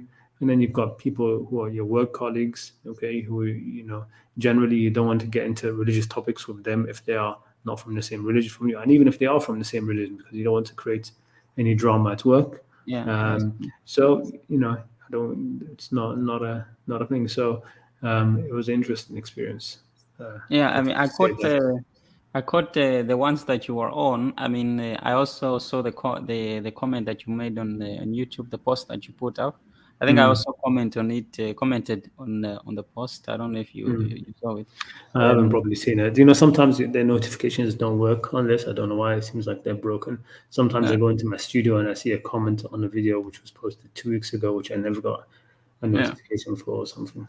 Yeah. But yeah, there was actually one comment section which on the first stream that we did about Surah 9, yeah, um, because that didn't go well. I mean, I wanted to be able to anyway. It didn't go very well as I'd hoped. But in the comment section, I had a conversation with somebody there, which went really well because we had a back and forth, and we just got to read through the verse by verse. And I asked his permission afterwards if I could put that into a Reddit post, and he said yes, please do. So I'm going to do that eventually. Oh, okay. I That can't was wait. that was nice as well. Mm. Anyway, it was Yeah, good. and I saw the last one where, for example, I also commented on the post as I was saying, where it seemed that much of their conclusion was already made from the get go. So it was this already presupposed thought that the Quran, these verses, or the good ones that you're going to come across when you're reading the Quran, those ones are going to be abrogated. So, and I Yeah. also said that was in the post. So they were saying, like long before when they had just started, I remember watching it when they were, I think they were at that time still on Surah Al-Muzammil, or I think close by there. So they were very early on. And there was just saying, all this, where Allah says, "Wasbir ala ma yaquluna wahjurhum," when they were saying that, be patient with them, they Yeah. would just say, "Oh, this is later on abrogated by chapter 9." Yeah. I knew exactly that their road is going to lead to that point, that nothing is Yeah, going to of course. Yeah. change that. And it's so Yeah. sad, to see. It's I hope. ridiculous. It's ridiculous. Even in that beginning of Surah Tawbah, where you have the proclamation, something which is going Yeah, to be proclaimed in Hajj, they say a verse in the middle is abrogated. How when it's going to be yeah, proclaimed? It's yeah, it's thing. And yeah, in that stream, that last stream, what was it? There was one point where Aaron was talking about, um, the Jews and Christians and stuff like that. And I was like, wait a minute, didn't we just read the last surah which you read? yeah. So the last time the Quran mentions Exactly, Jews and Christians, exactly, the very last time. exactly. So Yeah. this should be what you think is abrogating previous, right? So the Mm-hmm. very last verses which mention Jews and Christians in the Quran, it is saying, that those who have faith, the Christians, the Jews, anybody who has faith and believes in us, they go to heaven. And also is saying that let the Jews establish what has been sent to them. Let the Christians establish what has been sent to them. لستم على شيء حتى تقيموا التوراة. You have nothing until you establish Exactly. them. I think, look, this is what you read. This is like the last things which you mentioned. Yeah. But now you're saying how? And Yeah. he just said, oh, read this email Yeah, I which remember he somebody shut that forwarded down to me. really fast. Yeah, Yeah, exactly. I remember that when you mentioned that, because that verse does clearly defy, for example, what they are saying yeah. completely. So Because why doesn't that abrogate the previous? And it's the last verses which are talking about. So it's exactly, ridiculous. And then it's when I think when we came to one of the last verses, like I said, قاتلوا الذين يلونكم من الكفار, right? That Yeah. verse. I said, no, it's about fighting against those who are aggressors. And he was like incredulous. How can you say it? How? I'm like, look, dude, from the get-go, you are basically saying that that rule 1 in the Quran about fighting, Yeah. you're saying is abrogated. And then Exactly. since then, every single thing you say is abrogated. Okay. Yeah. Even in the beginning of this verse, this surah, right? You get to verse 5, and you say it's verse 4, which makes the exception, is irrelevant, and the verses Yeah. before that don't matter. So in every case where we come to, even in surah was also, قاتلوا المشركين كافرا كما يقاتلونهم كافر, right? Fight the Yeah. mushrikeen all together, just as they fight you all together. All together. Right? Exactly. That's all over the Quran from beginning to end, right? You ignore all of them, and then you find it incredulous that I am saying the Quran is saying fight against. You've removed all of that, okay? So of course that's how you're seeing it, but I don't Yeah. remove all of that. Yeah. So Exactly. anyway, It's yeah, so. I mean, it was a fast. It was a yeah, fast. it was so sad because Yeah. you try to fight hard. And that is very true, because it seemed like it was. It's interesting that he has like one verse, right? And it's very interesting that one verse can abrogate so much. Yeah. That is quite No, but fascinating. the thing about it is that they, as the ex-Muslims and the non-Muslims, they're the ones who should see this idea of abrogation for what it is, as nonsense. Yeah. It's the Muslims who are, but instead it's they are holding on to it tooth and nail, because that's the only thing. Because through that they get to say all of this, right? But they're the Yeah. ones who should be free of this, right? I mentioned it many times. Look, there isn't even a single hadith of the Prophet saying verse Yeah. X abrogates verse Y. Abrogates that It one. doesn't exist. So where are you getting this? This abrogates that abrogates that. Okay, but Yeah. they're holding on to it tooth and nail. No, it's abrogation. That's we accept it. That's it. Yeah. And so it's just the way, and that's the way it is. And part of the blame with that whole fiasco of that thing is because in the beginning, when Aaron did reach out to Muslims to come, please, I want Muslim voices on here, they were saying no unless you are respectful of the Quran, right? So they gave that space. Okay, they gave Muslims exactly. They didn't come on gave and try that and space. Okay? explain. So then, of course, it was just the whole thing was just ex-Muslims and atheists. And ex-Muslims were some of them were just very ignorant. I found they had very weak knowledge, very weak knowledge. I mean, I watched some of the first ones just to have before I went on, just to have an idea of what's happening. So even with that guy who always talks a lot about Burhest, he was making some crazy blunders in the beginning. Maybe he got better afterwards, but he was saying things like that the Prophet had received his revelation pre-Council of Nicaea. What? He was saying things like Waraq bin Nawfal, right? Yeah. Waraq, whom the Prophet who comforted the Prophet said this is pre-Council of Nicaea. He was saying it's like no. Even Aaron said no, that can't be. Council of Nicaea is this and a bunch of things. Like Ghar Hira, we don't know where that is. The Prophet, we don't know it. I've been there myself. I've prayed in it. And there's so many I mean outlandish theories about the life of the Prophet or the revelation, about people claiming, for example, that the real Makkah the Kaaba is in Petra, and that kind of theory. I've had people who claim that the Prophet Muhammad was a Christian, and I'm starting to hear that now. It's actually popping up more often now. No, I saw People that are claiming that Muhammad is actually Jesus. No, I've heard that, but that's actually dying out. By the way, that's dying out. This used to be these things used to be said a lot more. It was mostly said by the Christian sort of like I call them masquerading as academics. So there are these Christians like J. Smith and people like this who they were pushing this, but this is being completely discarded now by anybody with any sense. It's only alive in these circles of Christians who are trying to spread the gospel among Muslims, basically. But that's gone. That's long gone. The idea it's been sort of thing. But what's happening now, especially with ex-Muslims, they seem to be bringing up this idea. Well, they've been doing that for a while. That it was actually the Muslims were not persecuted in Mecca, and they just left of their own will, right? And it's strange because they on the one side they're trying to paint Muhammad as just a guy from the 7th century. same Yeah, as everybody yeah, else, I've right? I've heard But that at the too. Yeah. same time, they want to say that the people of Mecca, who Muhammad was one of them, were these egalitarian, freedom of worship. They were virtuous, nice, and it was just Muhammad who made all the trouble, right? It was mad. I mean, that guy that Hossein Mubarak was mentioning, that it was unreal. When the Muslims migrated to Abyssinia, Quraysh sent people after them, tried to get them back. Right, it wasn't the thing. And during the Treaty of Hudaybiyah, there were still Muslims inside who were being held prisoner.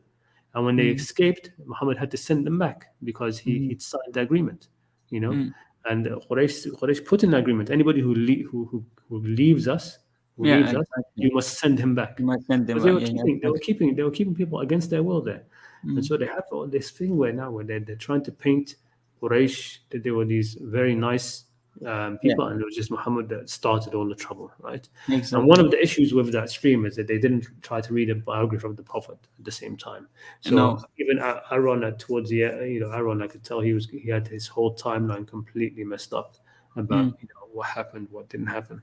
So that's why at the end, my closing in that was to advise people Someone to to have a biography with them. read the biography at the same time while you read that, if you're going to watch those streams from the beginning. And also advise Aaron, get an academic on there, because he brings academics on Christianity, right?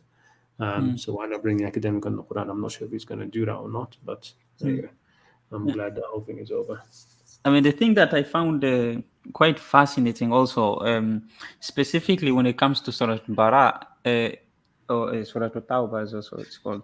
The thing that I find interesting is that when you read the chapter, there seems to be a connectedness, throughout the chapter.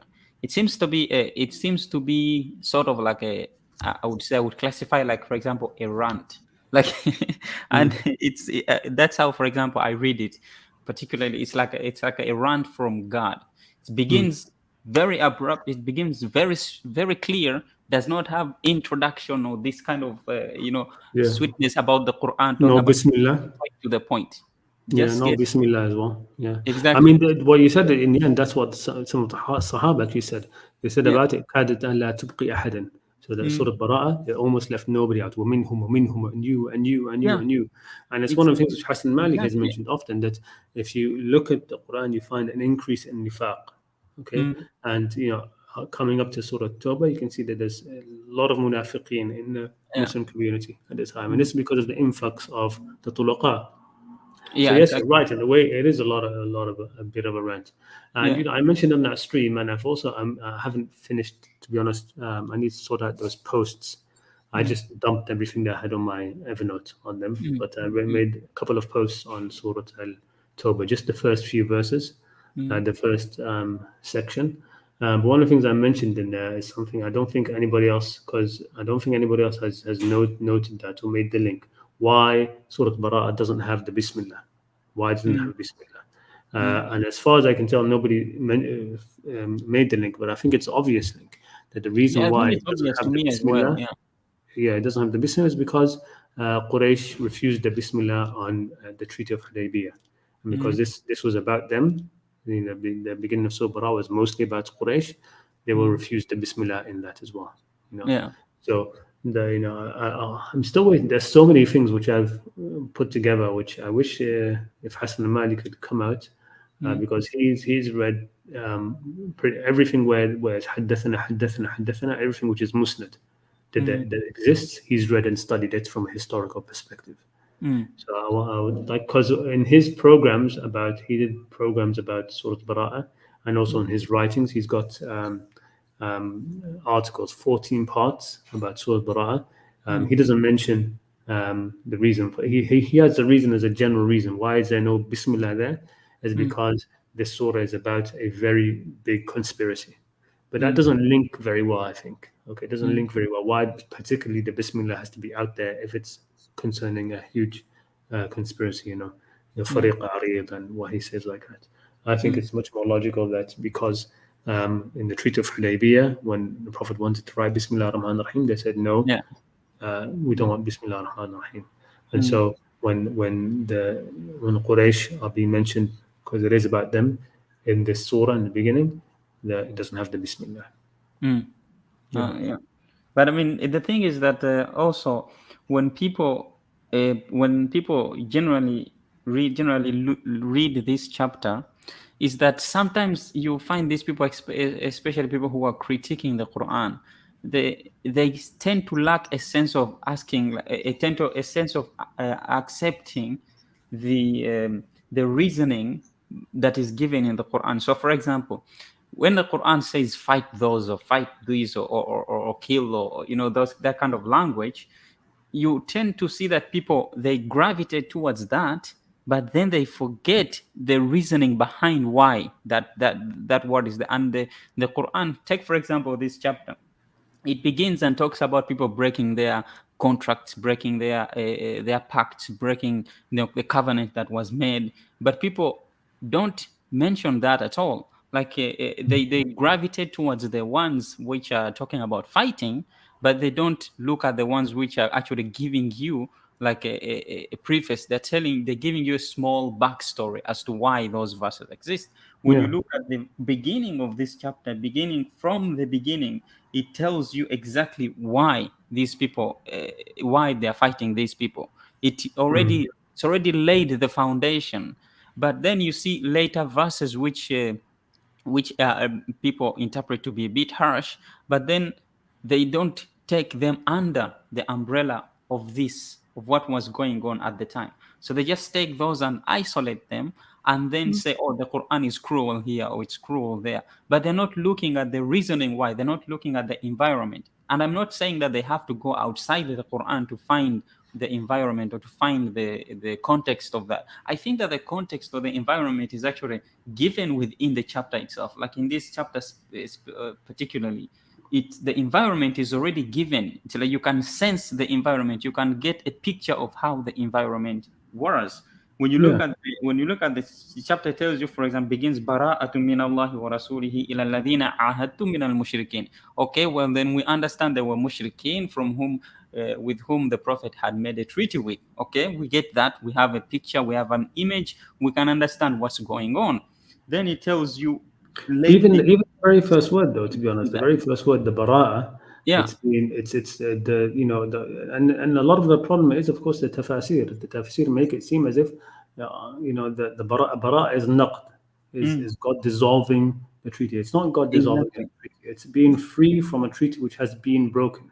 Yeah. The I mean, براءة لا تأتي إلا بعد النقد من الطرف الآخر. براءة only comes after the other party has broken their thing, which is basically, I mean, in legal terms, I'm still trying to actually find out what it means. What is a legal term for it? When you have two parties, when one side has broken the contract, you say the other side has become free of the obligations, right? Free of its obligations. So that's what bara, the actual word bara is that. So it's not naqd, but the thing they make it seem as it's naqd. But yeah, I mean, look, I mean, I know what you're going to say, and it's exactly true, right? All you have to do is reach reach verse 6 without forgetting verse 1. That's exactly. it. You can reach the second verse without reading, without forgetting the verse before it. That's all you have to do. And then you can understand the whole chapter. Yeah, exactly. When you read that, you can exactly understand the environment. You read on, and the Quran is telling you, "Ala tuqatiluna qawman nakathu aymanahum wa hammu bi ikhraj rasuli wa hum bada'ukum awwala marra." You're reading that, and you're reading, "Kayfa yakunu lil mushrikina ahdun 'inda Allahi wa 'inda rasulihi." You're reading that, and then إلا الذين except those إلا الذين عاهدتم عند المسجد الحرام. Then it tells you فما استقاموا لكم استقيموا لكم. So however long they stay upright to you, stay upright to them. All those lead up, those verses that lead up to the incident. What's going on? This betrayal. There is people breaking. There's treason. There's people breaking their covenant. There's lying. There's espionage. There's killing. There's not even just the lead up. Not even the lead up. I mean, that main verse, which they call the sword verse, it's in between two verses. One of them is given the exception, and the other verse is saying that any single person, any single mushrik who wants protection and safety, they can have it. Exactly. وإن أحد من المشركين استجارك فأجره حتى يسمع كلام الله ثم أبلغه مأمنا. And then even escort him to his place of safety so that none of the Muslims kill him. right? Yeah, So it's so even stands wild. between them. But they say what? They say, okay, verse 5 stands, Yeah. but verse 4 is abrogated, and verse 6 is abrogated, right? So we're Exactly. hopping, yeah. Verse 1, okay. Verse 2 is Yeah. fine. Verse It's one- 3, okay. Verse 4 abrogated. Verse 5 yeah. stands. Verse 6 abrogated. Come on, okay. And the worst thing I've heard people do is that I've heard these actual people who are trying to read the Quran. They say, oh, okay, they read like a verse which has, like, for example, in this one they would read where it says that you fight them, like when the 4 months have وإذا بلغ الأشهر الحرم فقتلوا المشركين حيث وجد. When they read that, so they say, okay, well, you see, it's talking about killing. It talks about killing, but then what they do is that later on, when they read the reasoning, like for example, when Allah says that these people betrayed you, these people were hell bent on expelling you, these people were so set on killing you. When they read such verses, they say, well, there's no historical evidence for that. I've actually had, it's like they're reading the same chapter, but they accept the Quran is calling for killing, is calling for these crimes. But when it comes to the reasoning behind, they say, oh, well, there's no historical evidence that the Makkans ever did that. There's no, like, for example, when they talk about the issue of Banu Qurayza, it's a big thing, so they say, okay, well, the Quran mentions it briefly in Surah Al-Ahzab, but then and also later on, there's no person there, especially these people who are trying to criticize or critique the Quran. They don't give, like, they don't. There's no commonality. There is no common courtesy when it comes to giving it the benefit of the doubt and accepting that, okay, let's accept that this is what was going on. Is the Quran wrong in giving this judgment? Like, if you knew what was going on, if we accept the reasoning behind, is the Quran wrong in how it chose to deal with these kinds of people? That could be a very interesting question to ask, but they don't even do that. No, they just say, even if there's you no ask it, they historical would evidence. shut it down anyway. They But just look, shut it yeah, down I mean, completely. it's exactly. By the way, with that issue of the Banu Qurayza, one interesting thing is as understanding in Surah Al-Ma'idah, because it's the last surah revealed. It shows clearly, of course, that there were, because the traditional seerah makes it seem as if there were no more Jews in Medina. Yeah. All the Jews had either been exterminated or expelled. But of course, in Surah Al-Ma'idah, it's talking about the Jews there. And it's talking about let them establish what they have. And it's talking about when they come to you, how is it that they come to you for judgment? And they have the Torah. So they were there. They were still, the Jewish tribes were still there. And those who were killed were only the fighting people. And there are narrations about that say there were only 40 or something. It wasn't the whole tribe. There was like a trench was dug in the marketplace where people sell and buy, and and they were killed there. It was nonsense. And dig those trenches when you could have used the trench which was dug for the battle and just buried them there. Yeah. No, that's I don't buy those as well. Anyway, the thing that I actually wanted to discuss today, when I came on one of the issues, was that okay, when I read through the Quran, I noticed that, and this ties in a little bit to the conversation that you had with Aaron.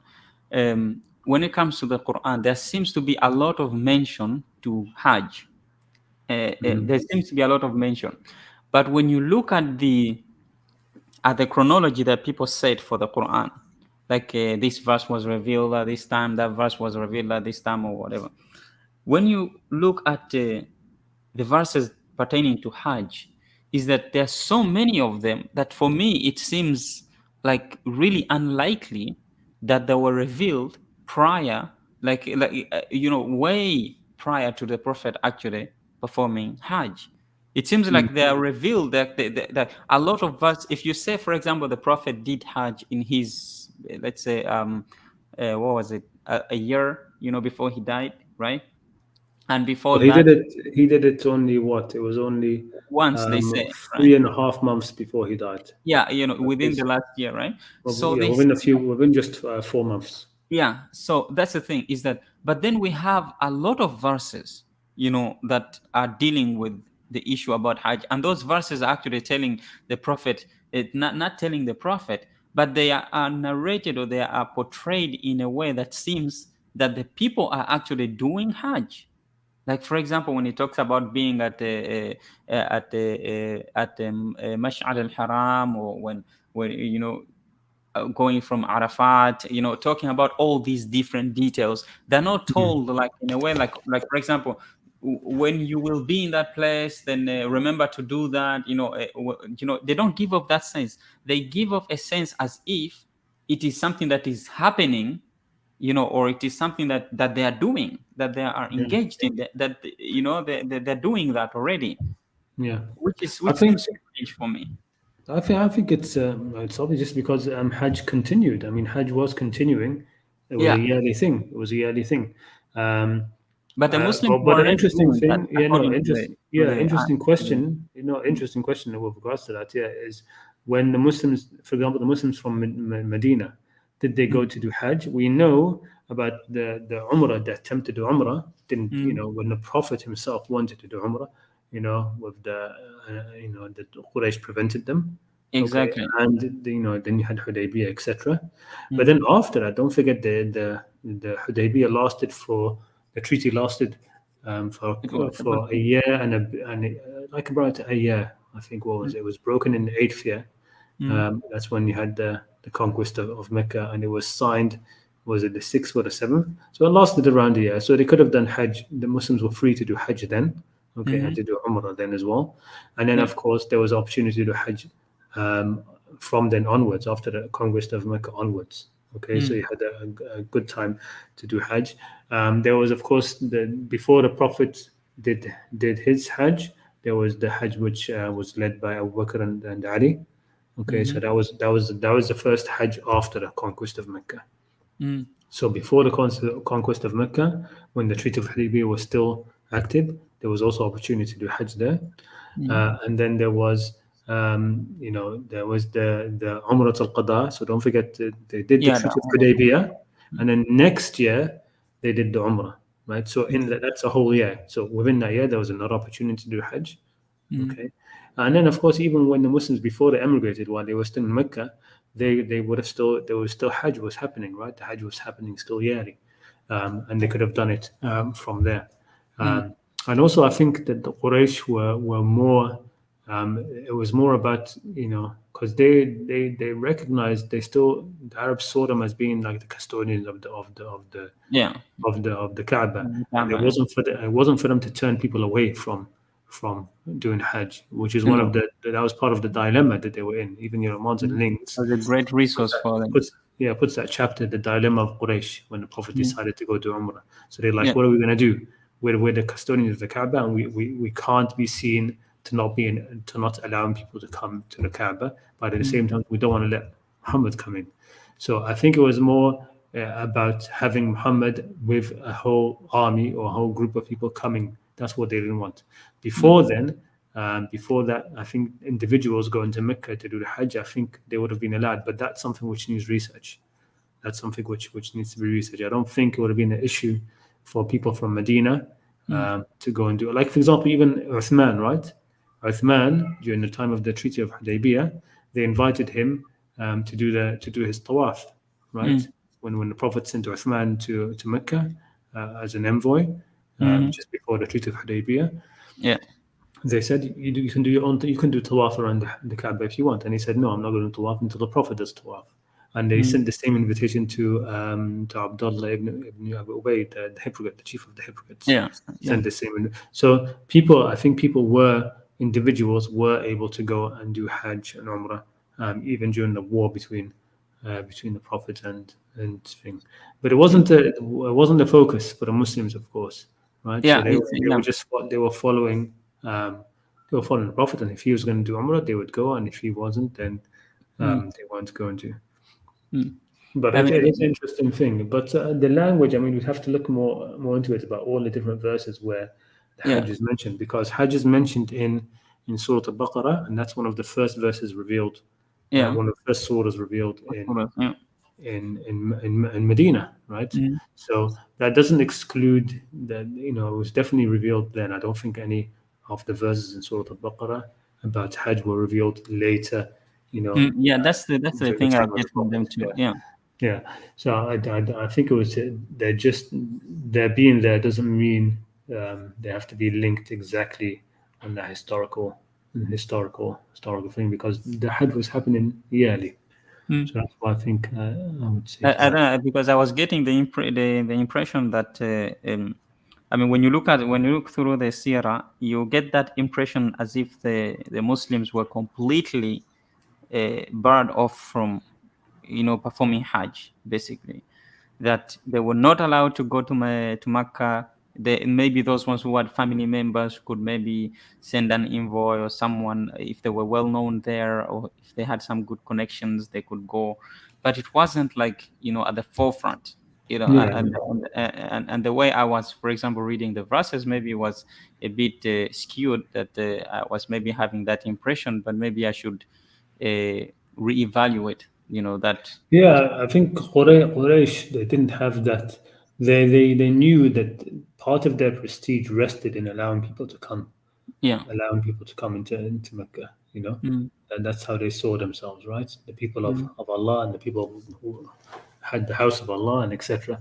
mm, So it wasn't a thing, and that's why they were in that position. I mean, even when the Prophet, one of the people that Quraysh sent to see the Prophet while he was camped at Hudaybiyah, mm. they sent him just to be, he was one of their allies, right? Yeah. Mm, And when he went, and the Prophet knew about him that he was somebody who had a great reverence for the things of the Hajj. When the Prophet knew saw he was coming, he told the Muslims to bring all of their sacrificial animals in front of him, which were all decked out and decorated. And when he saw them, mm, he was very impressed, and he just went back without even speaking to the Prophet. He went back to Mecca, and he said, "They are definitely here just for Hajj. You have to let them in, right? mm. They're definitely Yeah. here for Umrah. You have to let them in." Mm. And they called him a man of the desert, and nothing. And then he got Yeah. angry and said, we didn't agree to this, for this to be your allies. Either you let Muhammad come and do what he wants to do in his Umrah, or I will take away all of the allies. And they said, no, wait until we get, so there was that thing. They saw, and they knew that Arabs saw them as being people who it was part of their duty to allow people to come into Mecca and Mm. to water them, and especially to water the pilgrims. That was the most Yeah. important, which was the privilege of Banu Hashim, right? Mm, mm, Banu Hashim watered the pilgrims, and and tried to feed them, right? That's why mm. Hashim was called Hashim. One of the things he did was he got Okay. the bread and Hashimahu, right? He like what's it called? Like broke up bread and Yeah. like mixed it with water and stuff to feed a lot of pilgrims. That's why he was called Hashim. Mm. His real name was Al-Mughira. Yeah. Mm. Al-Mughira. Is Perfect Dawa still and Oh yes, also the, sorry, perfect. Let me bring him on. Yeah. Is there the, anything else you wanna speak? because I wanted to. Is it possible to have Yeah, you can multiple have both people of you on. Both on of you on. Yes, because I'll I bring you wanted both on. to talk to him about that the what he brought up the what was it the The punishment. issues of the punishment. Yeah, Yes. the issue of the punishment, Yeah, because he's that here now. actually, yeah, because that ties in to the wisdom conversation that you were having with the young man before. Yeah. I think it ties in. I see I see somewhat his point. I also see your point. Like for example, that obviously it can't be called unfair. The punishments that are in the Quran, they can't be called unfair, obviously, because they fit. They fit then, and I also think that they can actually fit in today's world. But for me, my understanding is that about the punishment. Is he coming on? Yeah, he's on already. Yeah, Okay. salam Yeah, alaikum. perfect. Are you there? Yeah, salam alaikum. Yes. Sorry. For me, walaikum salam. For me, my understanding about the punishments is that when we read the Quran, that just because a punishment or just because something is given as a punishment or as a judgment within the Quran, that does not necessarily mean that that is the best uh, route to take for all the time. that doesn't mean that the punishment is unjust or anything. It just means that there are other means out there that could substitute, this punishment. Like, for Yeah, I example, mean, let me ask you about something about this, because yes, I agree with that. Look, the aim is justice. The aim is justice, exactly, and yeah, it doesn't mean that there's only one route to justice.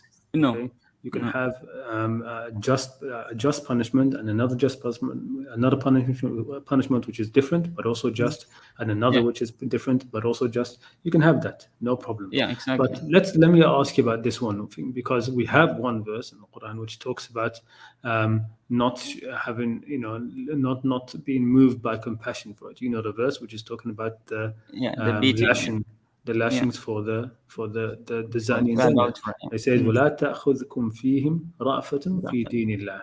Right? Hmm. So here's a question, because this is where it's saying, they should be getting these lashes. All Yeah. right. If there was another punishment which is sort of like equal to it, you would consider it equal, but less barbaric, let's say less physical, a different, Hmm. like a certain amount of time in prison. Okay. Yeah. Hmm. And you would say, okay, out of compassion, you would definitely choose the other one. But here God is saying, لا تأخذكم فيهم رأفة. Let not compassion move you Yeah. regards to them. Right. Mm. So in that case, what would you say? Would you say, let's say there was a prison sentence, which is the equivalent of these Hmm. lashes in the case of zina? Would you Yeah. say that we should go for the lashes or go for the prison sentence? Well, I mean, in this case, I would actually say that the prison sentence is actually it's more of a punishment than the lashing. I mean, if, I would think so too, to be honest. But because I'm just saying, in terms of, listen, because most people now, their sensibilities are, oh no, lashing is, you know, I think yeah, lashing is not that is not as bad as prison, to be honest. You no, get I mean, lashed, it takes what? How long? Half an hour, yeah, I and mean, then you get on with your life, right? considering You get considering the act that is actually performed, because you've not only betrayed someone else's trust, and I think that that's the wisdom, and again this ties into the wisdom conversation before, that this is the wisdom of the Quran, is that that the punishments that they do have wisdom behind them, they make sense. And one of the way they make sense in my understanding here is that in this particular case where you have, lashing, it's it's about the act, so when an act is done against another person, and that act, for example, is a harm in to them in any way, then of course the Quran would prescribe a certain punishment for that act. And in this particular case, it would be difficult for me to say, like, okay, going to prison would be, more merciful. But then you have to also add in, okay, for how long? Like, okay, you have to also, put let's that. say that's what I said. Let's say if you could find, Yeah. if you could know with 100% certainty that amount of time X is equivalent. Okay, Yeah. let's say you could have that, because it doesn't really matter. We're Yeah. still saying that it's a just amount of prison sentence. Yeah. Now, the thing with the dash is the way I think why it's particularly um, apt in that case is because it's a bodily thing, right? Yeah. It's something which that sin is something which is born of lust. It's Exactly. something which your body craves, right? Mhm. And so getting yourself a few lashes on your body like that, that will push away those thoughts next time, Yeah, right? I mean, I Next understand. time, I understand it completely for personally, because even if you try and even if you can understand, all the way through. From personally, I can understand the way it is, why it is done in public. First of all, why there should be people who are witnessing the punishment, why there should not be a rafa. Because if you were to show rafa, to someone who has committed adultery, in this particular case, because not only it seems to me that you are demeaning the act for the person against whom it was committed. Like, for example, let's say a man cheats on their wife, and then you, for example, you are showing rafa to him. It would make the person to whom the act was done against, that person will feel like, they will feel a bit, unfairly treated, I would mm, say. They would, justifiably, they would feel unfairly treated if you were to show, leniency, or if you are to show rafa to that mm, kind of person, who has committed that act. I understand why that word is there, why you should not show rafa. I also understand why it is performed in public, because this is an act that it's destructive to the family. It's destructive, it's destructive to another person's life. That person, you might cause them never to trust another person again, or to be in a relationship again based on that act alone. There's so much at play. So that person who has committed that act, I think that there should be, and the reason why they're called a zani, I think that it's also because they were repeated thing. It's something that they were going to do, continuously. That's why they are labeled that word as zani, or they don't just call someone who committed, but rather they are labeled that word as zani was zanian, because they were committed to that act. They were committed to doing it. They were committed to continuing doing it, and they were not taking the other person's feelings into consideration. And so that's why it has to be done in public, so that people are aware, so that people know of this act, especially when you're talking about people who are living in smaller communities at the time. That makes perfect sense to me. Can I say also something now? Yes, of go course. ahead. Okay. All right. This is just, we are not going to condemn each other, just, discussions to say our beliefs. So chapter 16, verse 61. Okay. If Allah were to punish people immediately for their wrongdoing, he would not have left a single living being on earth, but he delays them for an appointed term. And when their time arrives, they cannot delay it for a moment, nor can they advance it. So if he was going to, he's not going to leave this punishment on me, because I can always be wrong in, as we know, even in modern time in USA, people are getting executed wrongly, or they are in jail for 2 years wrongly. So Allah subhanahu wa ta'ala tries not to put this wrong judgment on me. And then the judges themselves, who knows who are these judges? We know, for example, in my home country, the mullahs of Iran, they are a bunch of murderers, a bunch of thieves. They're robbing the people, but themselves, if you go and steal something, they chop your fingers, okay? Or if you commit a bad deeds, they put you in jail. I say that such by killing people, by punishing people, nothing will change. Let me read for you something from Ali radiallahu. Okay, please, just a moment. Ali and Malik. Okay, so Ali radiallahu says to his own governor of Egypt, Malik, say, people do bad deeds because of different reasons, intentionally or by mistake, but you forgive them as you expect that your God forgives you your bad deeds. You are stronger than the people, but remember that the one who put you there is stronger than you, and God is stronger than the one who put you there. Malik, the worst people for you must be those who try to reveal people's mistakes and sins, because people make mistakes and sins, and the governor is the one who must cover them. Do not try to find out people's mistakes, because your duty is to fix the problems that lead people to bad deeds, and it is God's right to judge people, not yours. Cover people's mistakes and sins as much as you can, so that God covers yours. Imagine, my brother, that I live, I was raised and lived in a drug cartel family in Colombia, for example. I would go around and kill people, rape people, okay? But I'm not doing it because I have had that opportunity to learn, to be raised in a family, in a society that, they taught me such a things. So what I'm saying is that the governor, as Ali radiallahu said, governor's duty is to get rid of the source. And I heard that I think this Imam Shafi says that we have to kill no problem. We have to kill the disease, not the patient, So what I'm saying is that punishment doesn't change anything. For example, you mentioned this lashing. Hold on, just before you go on more into that, because look, okay, let's say that Ali was meant by what he said there, what you are saying. I don't believe he's talking about that. I don't think he's talking about that at all. But let's say he said that, okay? All right. Yeah. In which case, why should we listen to Ali and ignore what the Quran is saying? Okay, because I learned from Quran as well as I read for you those, verses is that that forgive, all those verses that was Yes, talking but about forgiveness. I understand that. Look, we understand that. I mean, you don't need to keep telling us about forgiveness. Okay. Yes, we know we can forgive the murderer. Okay. We know Yes. that, okay? All right. And we know it's a better thing, okay? Okay. But let's say somebody doesn't want to, okay? Okay. You're not going to force that and say no.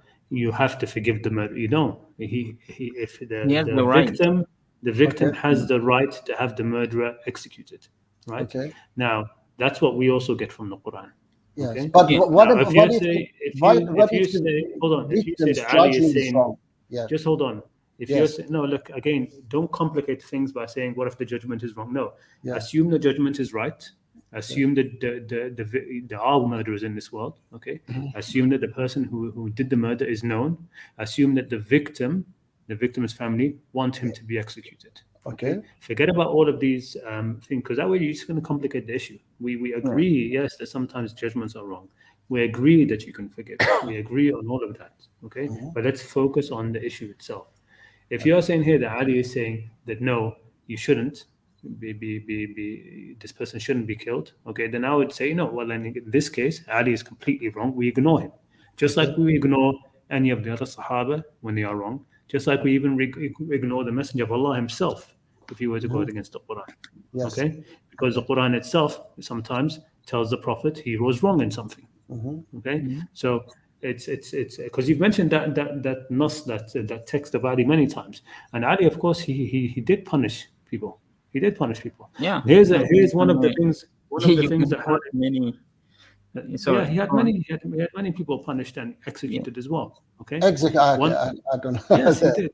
All right. Yeah. So there are different people that we are talking about. I don't know who is this Ali. Then, for example, they say that somebody Ali fought in whole wars. Are you going to tell me that he just said no, we're not going to fight because we shouldn't be killing and stuff? No. I didn't say no. I didn't say we shouldn't fight.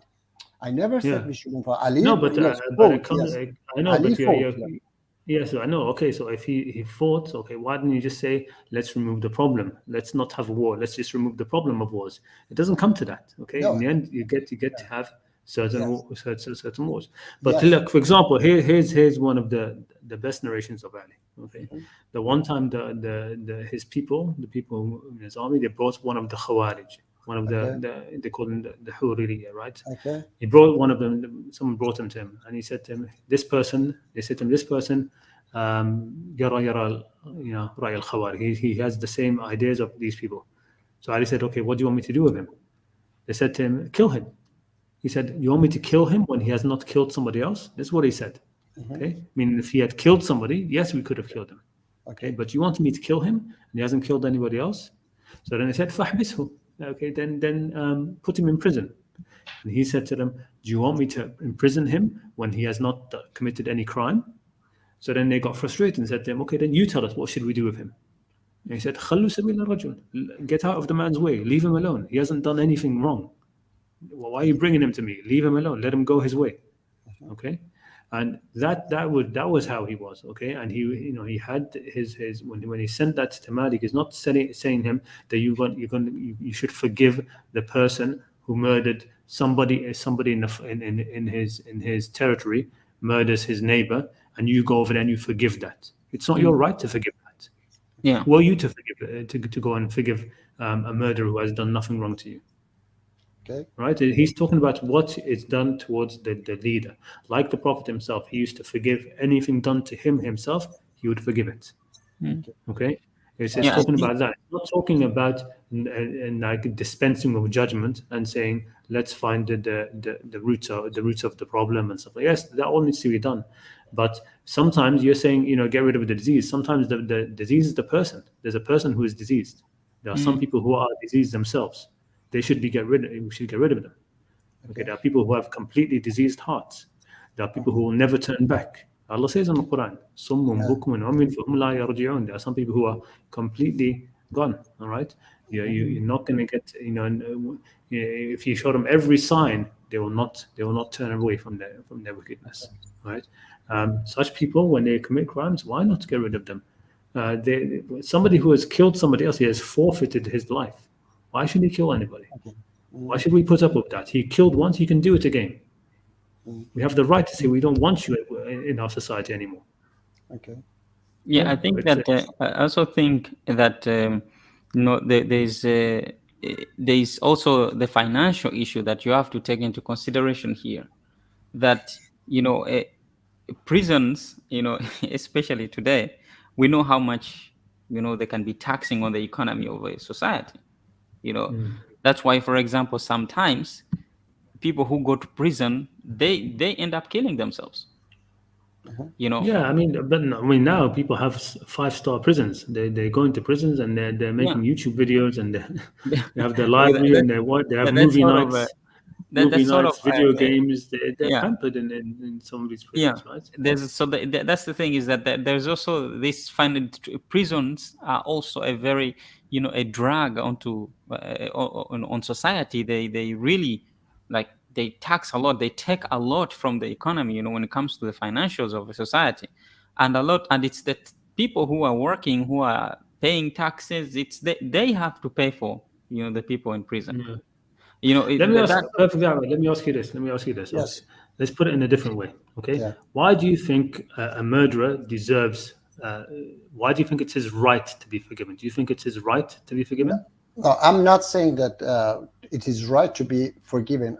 What I'm saying is that they have the right to, for example, I said that if I was, let's say, when I was 25, I would kill somebody, okay? And then if you gave me the time, if you didn't kill me, and I had this opportunity to learn, as I got this opportunity when I became atheist, and then I got this opportunity to learn, and then realized that no, I was wrong. God exists, and I was wrong. Islam is the final message of Allah subhanahu wa ta'ala, and then I'm doing da'wah. So I'm saying that to give this opportunity to them and leave it to Allah subhanahu wa ta'ala, their term, okay? Their term is, as that verse was saying, will be decided by Allah subhanahu wa ta'ala, that now your term is done, out. You can, because if Allah subhanahu wa ta'ala wants us to, he wants that this murderer get killed, he would kill them himself. He says that himself. No. I mean, no. Now, look, no. Yeah. Because now you're talking about, say, okay, God doesn't do this.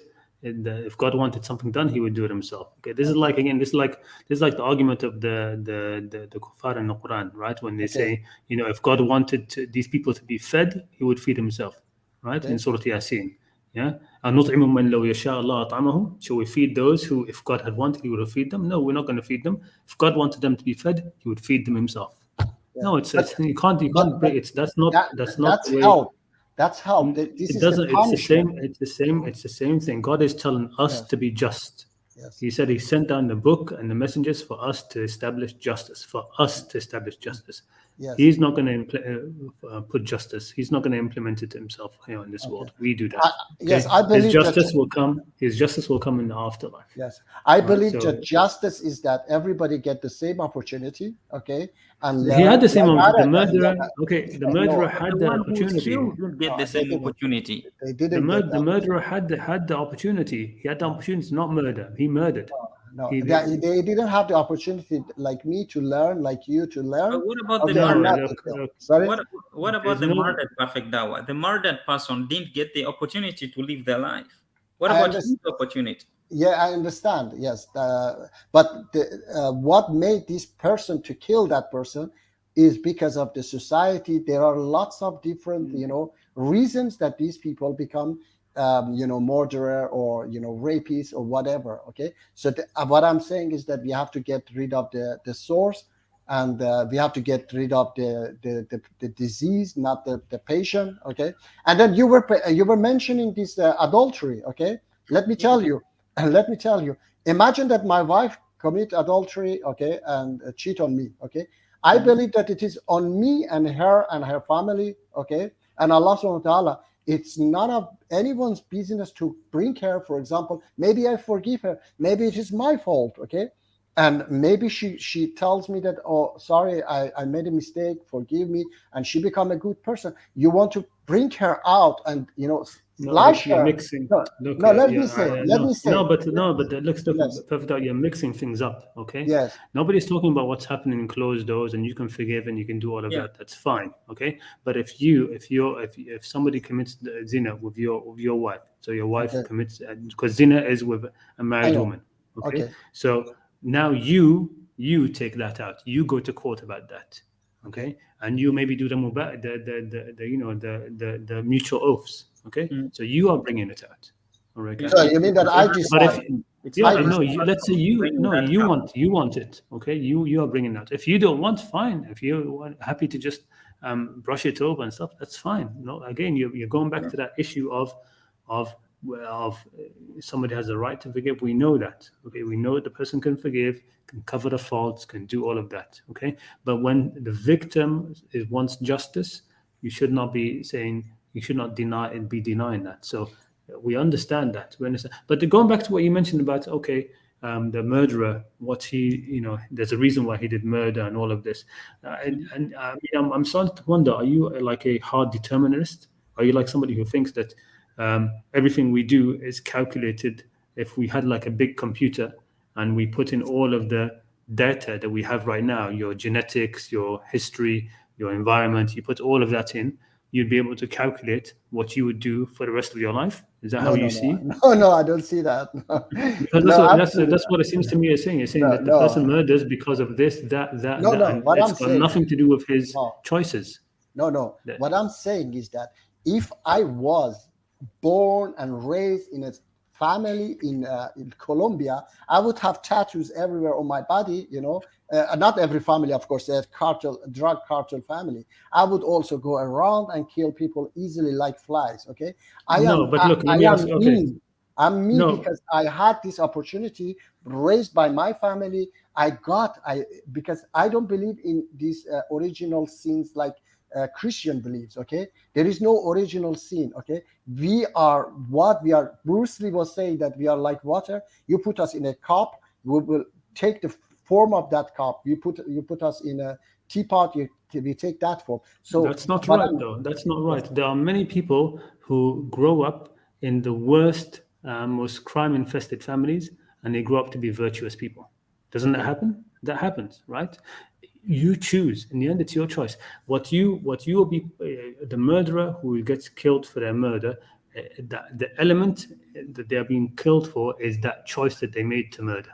That is completely their choice. Okay. Don't tell me that the environment, they know that they're not supposed to murder. And the issue with the murderer is once he's done the first murder, the second murder becomes easier.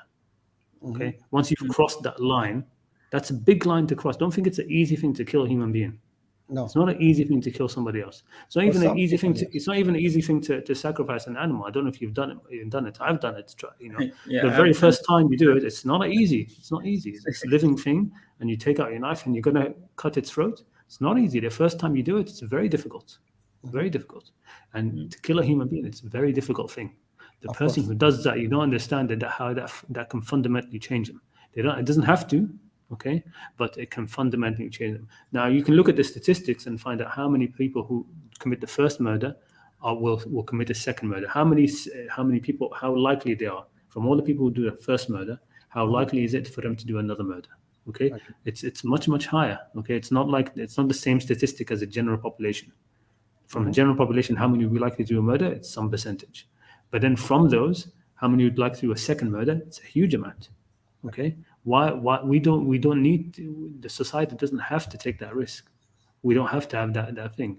So some innocent person can get murdered again. Okay, when this person decides, he loses it in that one instance or gets angry or whatever, it doesn't matter. And in the end, whatever their background is, there's a fitrah that God has put in each human being. Fitrat Allah allati fatara alayhi la tabdila li khalqihi. It doesn't change. Every person, wherever he is, wherever he's born, no matter his background, he knows what a murder is wrong and stealing is wrong, and these things are wrong. And if they have let themselves, by the time they are 18 or 19, if they've let them think that these things is normal, if they've normalized it, it's because they themselves have done actions along where they've normalized it, where they've started to justify it in themselves. Okay, there are things which, yes, you're right, leads up to this point, but it all comes down to the person's own actions and the person's own thoughts and how they react to the world around them. That's why you have people who, in the same situation, okay, they turn out virtuous. Just like you have people who are dirt poor in the worst situations, and they come out still very generous people, very cheerful. And other people who are dirt poor in the worst situations, they come out bitter and hateful against people and always trying to find ways to make money. You know, like one of the hadiths, the Prophet said that, you know, يَكَادُ الْفَقْرَ أَنْ يَكُونَ كُفْرًا.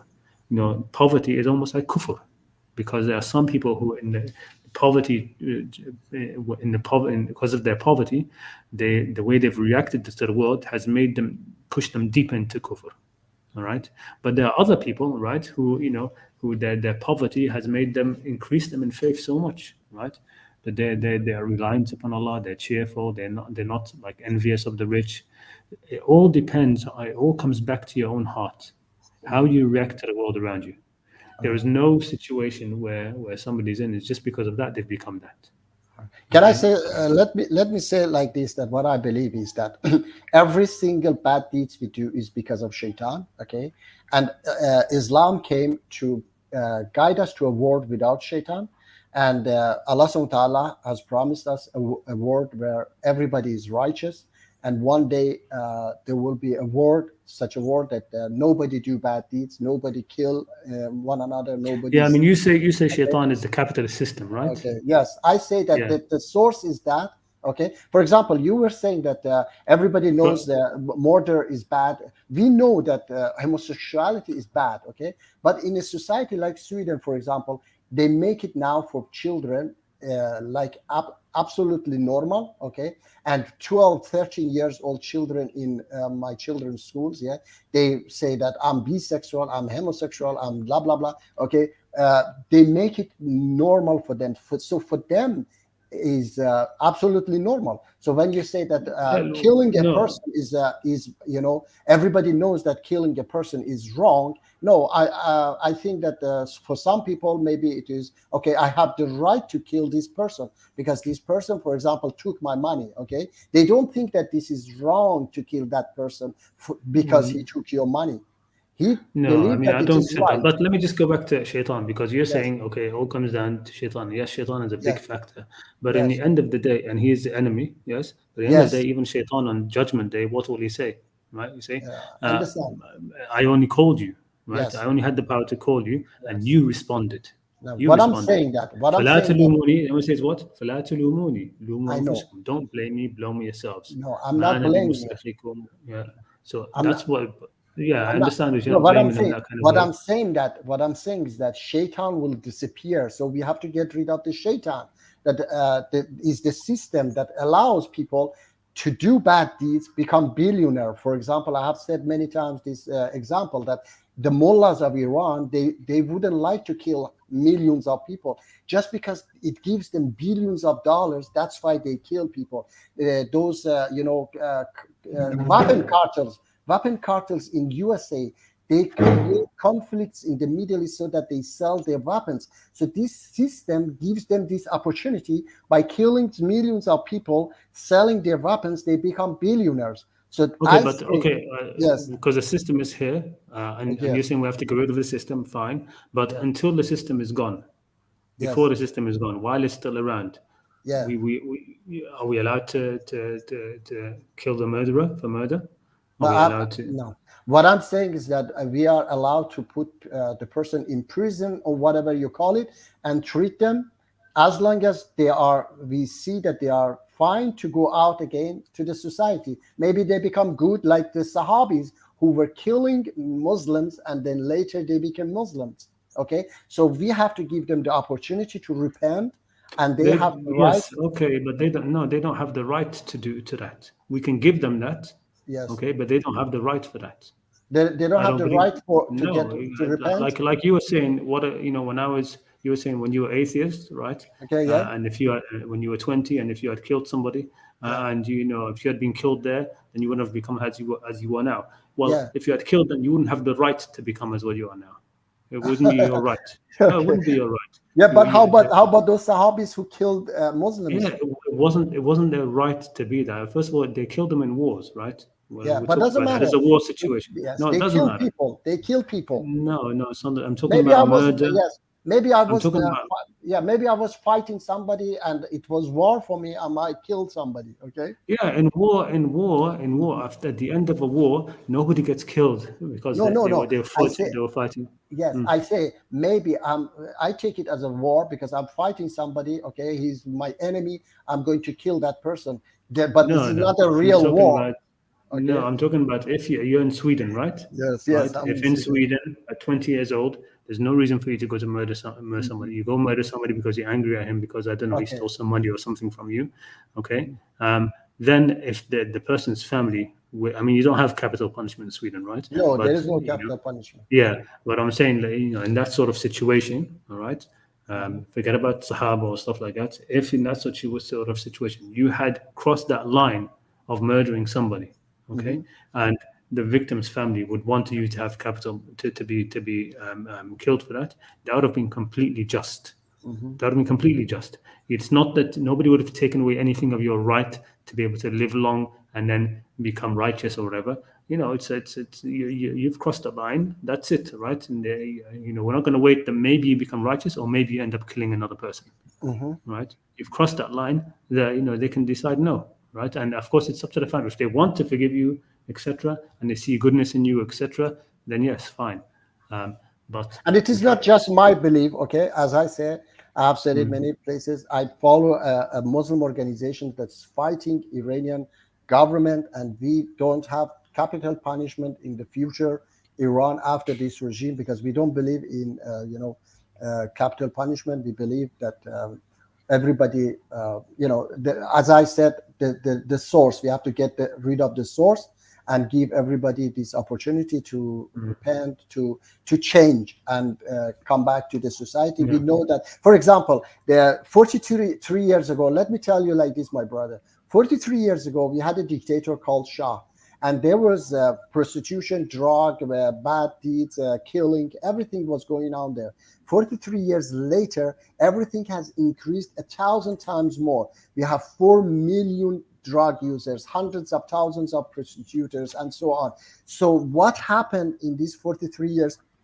Not Shaitan become stronger, but the most satanic government came to power, spread poverty among people, and made people to go do all these bad deeds. So the system guide people to bad deeds, not, an entity up there to whisper in their head. It is not that Satan start in these 43 years to settle in Iran and talk to people more. No, the system became more satanic, and that's why the crime, everything has increased 1,000 times, as I said. So, inshallah, we want to create a system, a world that everybody, have this opportunity that me and you have had, and nobody commit all those crimes. And nobody, for example, though, if we took away those opportunity from those weapon cartels in USA, that they, by selling weapons, they become billionaires. If we took that opportunity away, they wouldn't create ISIS and all this conflict in the Middle East. Obama, he supported Iranian regime so that he can sell weapons to these, Arab countries, because Arab countries are afraid of Iran. He sold $275 billion weapons, 3 times more than George W. Bush. Okay, because he was creating conflict in the Middle East, and he was supporting Iranian regime. He was supporting this Iraqi Shia government because they wanted to continue this conflict in the Middle East, because they don't want the Middle East become democratic and develop, because they buy cheap oil, they sell their weapons. So if we take away this opportunity from them, then there will be not all these killings, and they do it all because of money. Nothing else. Okay. No, look, yeah, we I understand what you're saying, and you've made it very clear many times. All right, look, Thank you Rashid, very much, my I almost brother. forgot about you, Yeah. Rashid. So if you have something to say, No, because I want it's to. just because the thing is that I personally, I can see where you are trying to get at perfect that way. By the way, I'm in Sweden too. so I'm familiar with the system here as well. But the way sorry, I can understand where you're going. Okay, you want to create, or you want there to be this kind of world where, for example, people are given second chances, or where people have the opportunity to repent, or where people have the opportunity to change and better themselves and all that. I can understand that. But the issue for me personally is that, and I'm not saying that I'm, advocating for death penalty, or I'm not advocating for death penalty. I'm just saying that for me personally, it seems that from much of what you're saying, you are not taking as much, you're not taking as much responsibility towards the person to whom the crime is done against. It seems that you are speaking so much about the murderer, but it doesn't seem to me that you are seeing it as much from the murdered person side. And I think maybe if you also try to shift and also see it from the murdered person side, and also you can argue from the murderer and say, okay, well, he should still get the chance, not the right to be forgiven, not the right to repent, or not the right to do that, but it is up to the murdered person's family. If they would have the leniency. So maybe say that if we create a society or a place where, for example, people are more willing to forgive murderers, then that is maybe a society that we want. We want people that, for example, when someone is murdered, the family member or the wali, the guardians, that they are able to see the goodness within themselves, and then they can, for example, be lenient towards the person who is killed. Because what the system, the way it is structured, the way from the Quranic way, the way I understand it, is that it takes the responsibility of the judge or of the government. For example, when the government comes in, decides, for example, takes the person into court, this person has committed this crime, they're judged, and then they're executed. It's all the government. The person who is harmed, their feelings or their emotions are not taken into consideration. However, under the Islamic system, their feelings, their emotions, they are taken into considerations. That's why the family can decide whether they want to forgive or whether they don't want to forgive.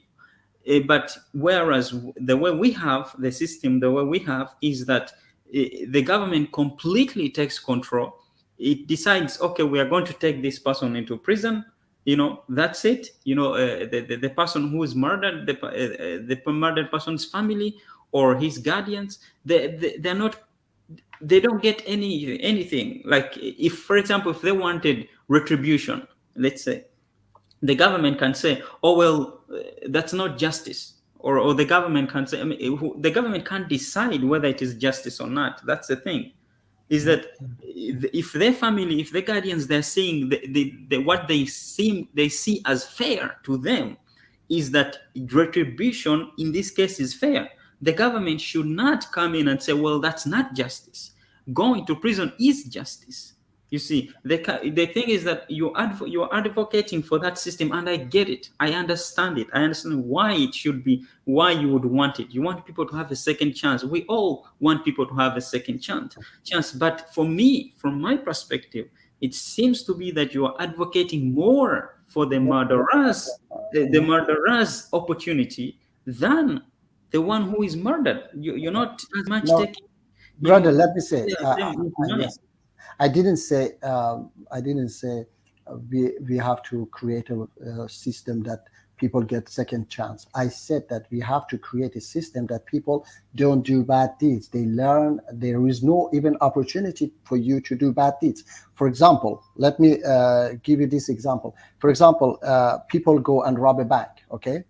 I say that we have to create a world that bank doesn't exist, so that they want to rob a bank, they cannot rob a bank.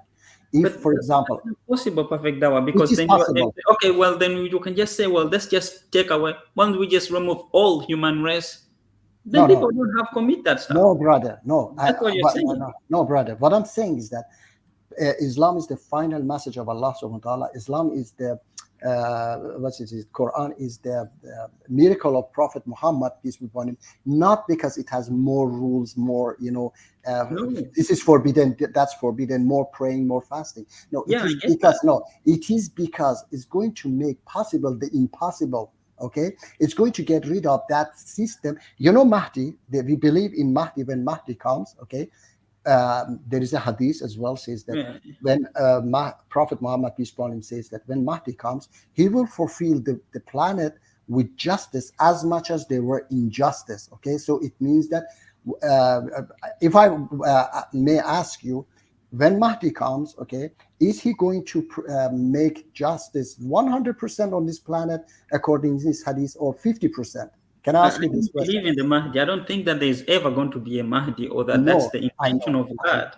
That Okay, okay, it's yeah, all right, not possible. It's not okay, possible for there to be perfect justice here on earth, as far as here on earth is concerned. It's okay, not possible. No human being can okay. bring about justice here on earth. I A didn't say perfect human. Dr. justice. Howard, do you think there are people that not just they commit crimes like what you mentioned about stealing? They're not stealing just because they want money. They steal because they want to steal. They Yeah. steal just No, because it's somebody else. Somebody else has something. I no, want it and I want to take it off him. no. They steal because they get this opportunity to become richer by stealing. Okay, No, but yeah, I mean there are people who are very very rich and they still okay. steal. Yeah, because this opportunity exists there. So what I'm saying is that get rid of the opportunity, then they will not steal. I mean that they How cannot how become can you richer. get opportunity? How can you get Yes. opportunity of people How? to not steal? Yeah. All right. Let me tell you, brother. Imagine that you have a diamond at your home, okay, which is cost $20 million. All right. Hmm. How many millions of people on this planet are ready to buy a ticket and come wherever you are living, okay? And even they are ready to kill you and your family to steal that diamond, okay? There are millions of people. Am I right or wrong? Okay, let's say you're right. Yes. So imagine that diamond costs $0, okay? Money doesn't exist. We share everything with each other. We live fi sabilillah, like we are in Mecca. We are all equal. No rich, no poor. Everybody share with each other. Then that diamond costs $0. Nobody on this planet would ever come and steal that piece of stone. So what I'm saying is that get rid of the opportunity, and then, for No, example, okay, but yes, that's just a diamond. Let's say something else. something else, like let's say farmers of Afghanistan, they produce 90% of the world opium. No, no, don't talk about the All farmers. right, Let's all say right, for example, now okay, non-diamond, okay, you've got a car and somebody wants to okay, steal that car. okay. So, all right, let me tell you, give this opportunity to everybody to, they just go and take a car if they need it. Okay, there should The be a person system. no, the person already has car. He wants your car. Okay, he wants my car. So, Yeah. but I mean, that's in that society. Okay, in that society, we learn also not to take from each other, because when it is there, you can go and take another car. Everybody already knows that. There are people. Look, there are people out there who literally just want to steal because they want to steal. You No, have something and they want to take it away from you. It's all right, not yeah, because all right, they want it. They okay, want you not to have it. They want all to right, take it away from you. yes, Yeah, Right? okay, people like that okay, exist. There are okay. people like this who All exist. right. Okay. That's as I say, that's in this world where Satan exists. Okay, and Satan is that system which I told you. In that true Islamic world, when Satan doesn't exist, such a people they don't exist anymore. Okay, not that they die, because they learn from childhood that, I mean, stealing, the word stealing would never exist in that society anymore, because they will not understand what does it mean to steal when I can go and take it from the store without paying, without any problem. I just go and take it from the store. But today we understand this word of stealing, because we have to go and pay for that, and I don't want to pay for that because I don't have money or whatever. I just go and steal it. Okay, so in that world everything is totally different. And people, I don't believe in this original sin. I say people are not born bad. We are all born equally. Okay. Yeah, But nobody's saying that, yes, Perfect. We're not yes, saying that anybody is born evil or is yes, born bad. exactly. Nobody's So, saying that. We're saying that people have choices as there also. are, yes, I say those people that you are talking about, they exist in this world, and such a people maybe are more in some poor area, less in some, better society like Sweden, for example, in Latin America, for example, is much more dangerous than Sweden. It's not because Shaitan is there more. It's because the society here taking care of people more, okay, but there the society doesn't take care of people. People are forced to do that, okay. Yeah. Well, I think what you're talking about is a society that might be possible in some time, like 2,000 years in the future or something. Inshallah, Like this. yeah, maybe. But yeah, because I also believe that in the end, Exactly, you believe the earth will be inherited by the righteous people. Yes, exactly, you believe, That brother. they will be the righteous. But I don't believe that it's going to be completely wiped out, where there will be absolutely no people will be ever do any kind of crimes at all. I don't I think believe that. I don't think that will ever happen. There will always be some amount of crime. There will always some amount of crime. But I believe in that. Yeah, there will always be some amount of crime. Anyway, guys, look, it's been Thank slow, you. but it's Thank you, been my very brother. a long stream now, right? 2 hours, 40 minutes. I hope the people who are following along, the 5 people who are still here, had a Okay, blast of that. This is because we haven't had a stream for a long time, so I thought, yeah, why not? Let's just speak for a lot more time. I just would like to say something, that those who would like to continue this, tomorrow night I have the stream, and every weekend as well, so they can continue with me. I would love to talk about it, inshallah. All All right. Okay. Thank Brilliant. you very much. Thank you so brother. much. Thank you. Thank everybody for listening. Thank you, Rashid and Perfect Thank Tower. you. Thank you, my Or brother. Rashid, yes, Rashid. Rashid. It's Rashid, yes. Rashid, yeah. sorry, you said you are in Sweden? Yes, I am. Where? In Stockholm? No, in Malmö. Malmö. Okay. Yeah. Right. Where are you? I'm in Stockholm. Oh, okay, it's too far. Yeah. Maybe we could get in touch, inshallah. You just Yeah, sure, write me on my channel. Put it in the private chat if you want. You've got what time are you going to be doing your 6 tomorrow night, inshallah. at 6? Okay. Yes, Okay, call I'll me, try and come on and then see if we can continue. Yes, inshallah. Or we can talk, inshallah. Okay. So we always can be agree or disagree. Not a big deal at all. Yes. Okay. Yeah, sure. All right. Assalamu alaikum, my brother. Thank you. Wa alaikum assalam. Take care, everybody, and see you maybe in a couple of weeks. I'm not sure when the next one will be. Just keep your eyes peeled for the notification. Inshallah, as soon as possible. Yeah, inshallah. Yeah. Thank you. Assalamu alaikum. Assalamu alaikum. Assalamu alaikum wa rahmatullahi ta'ala wa barakatuh.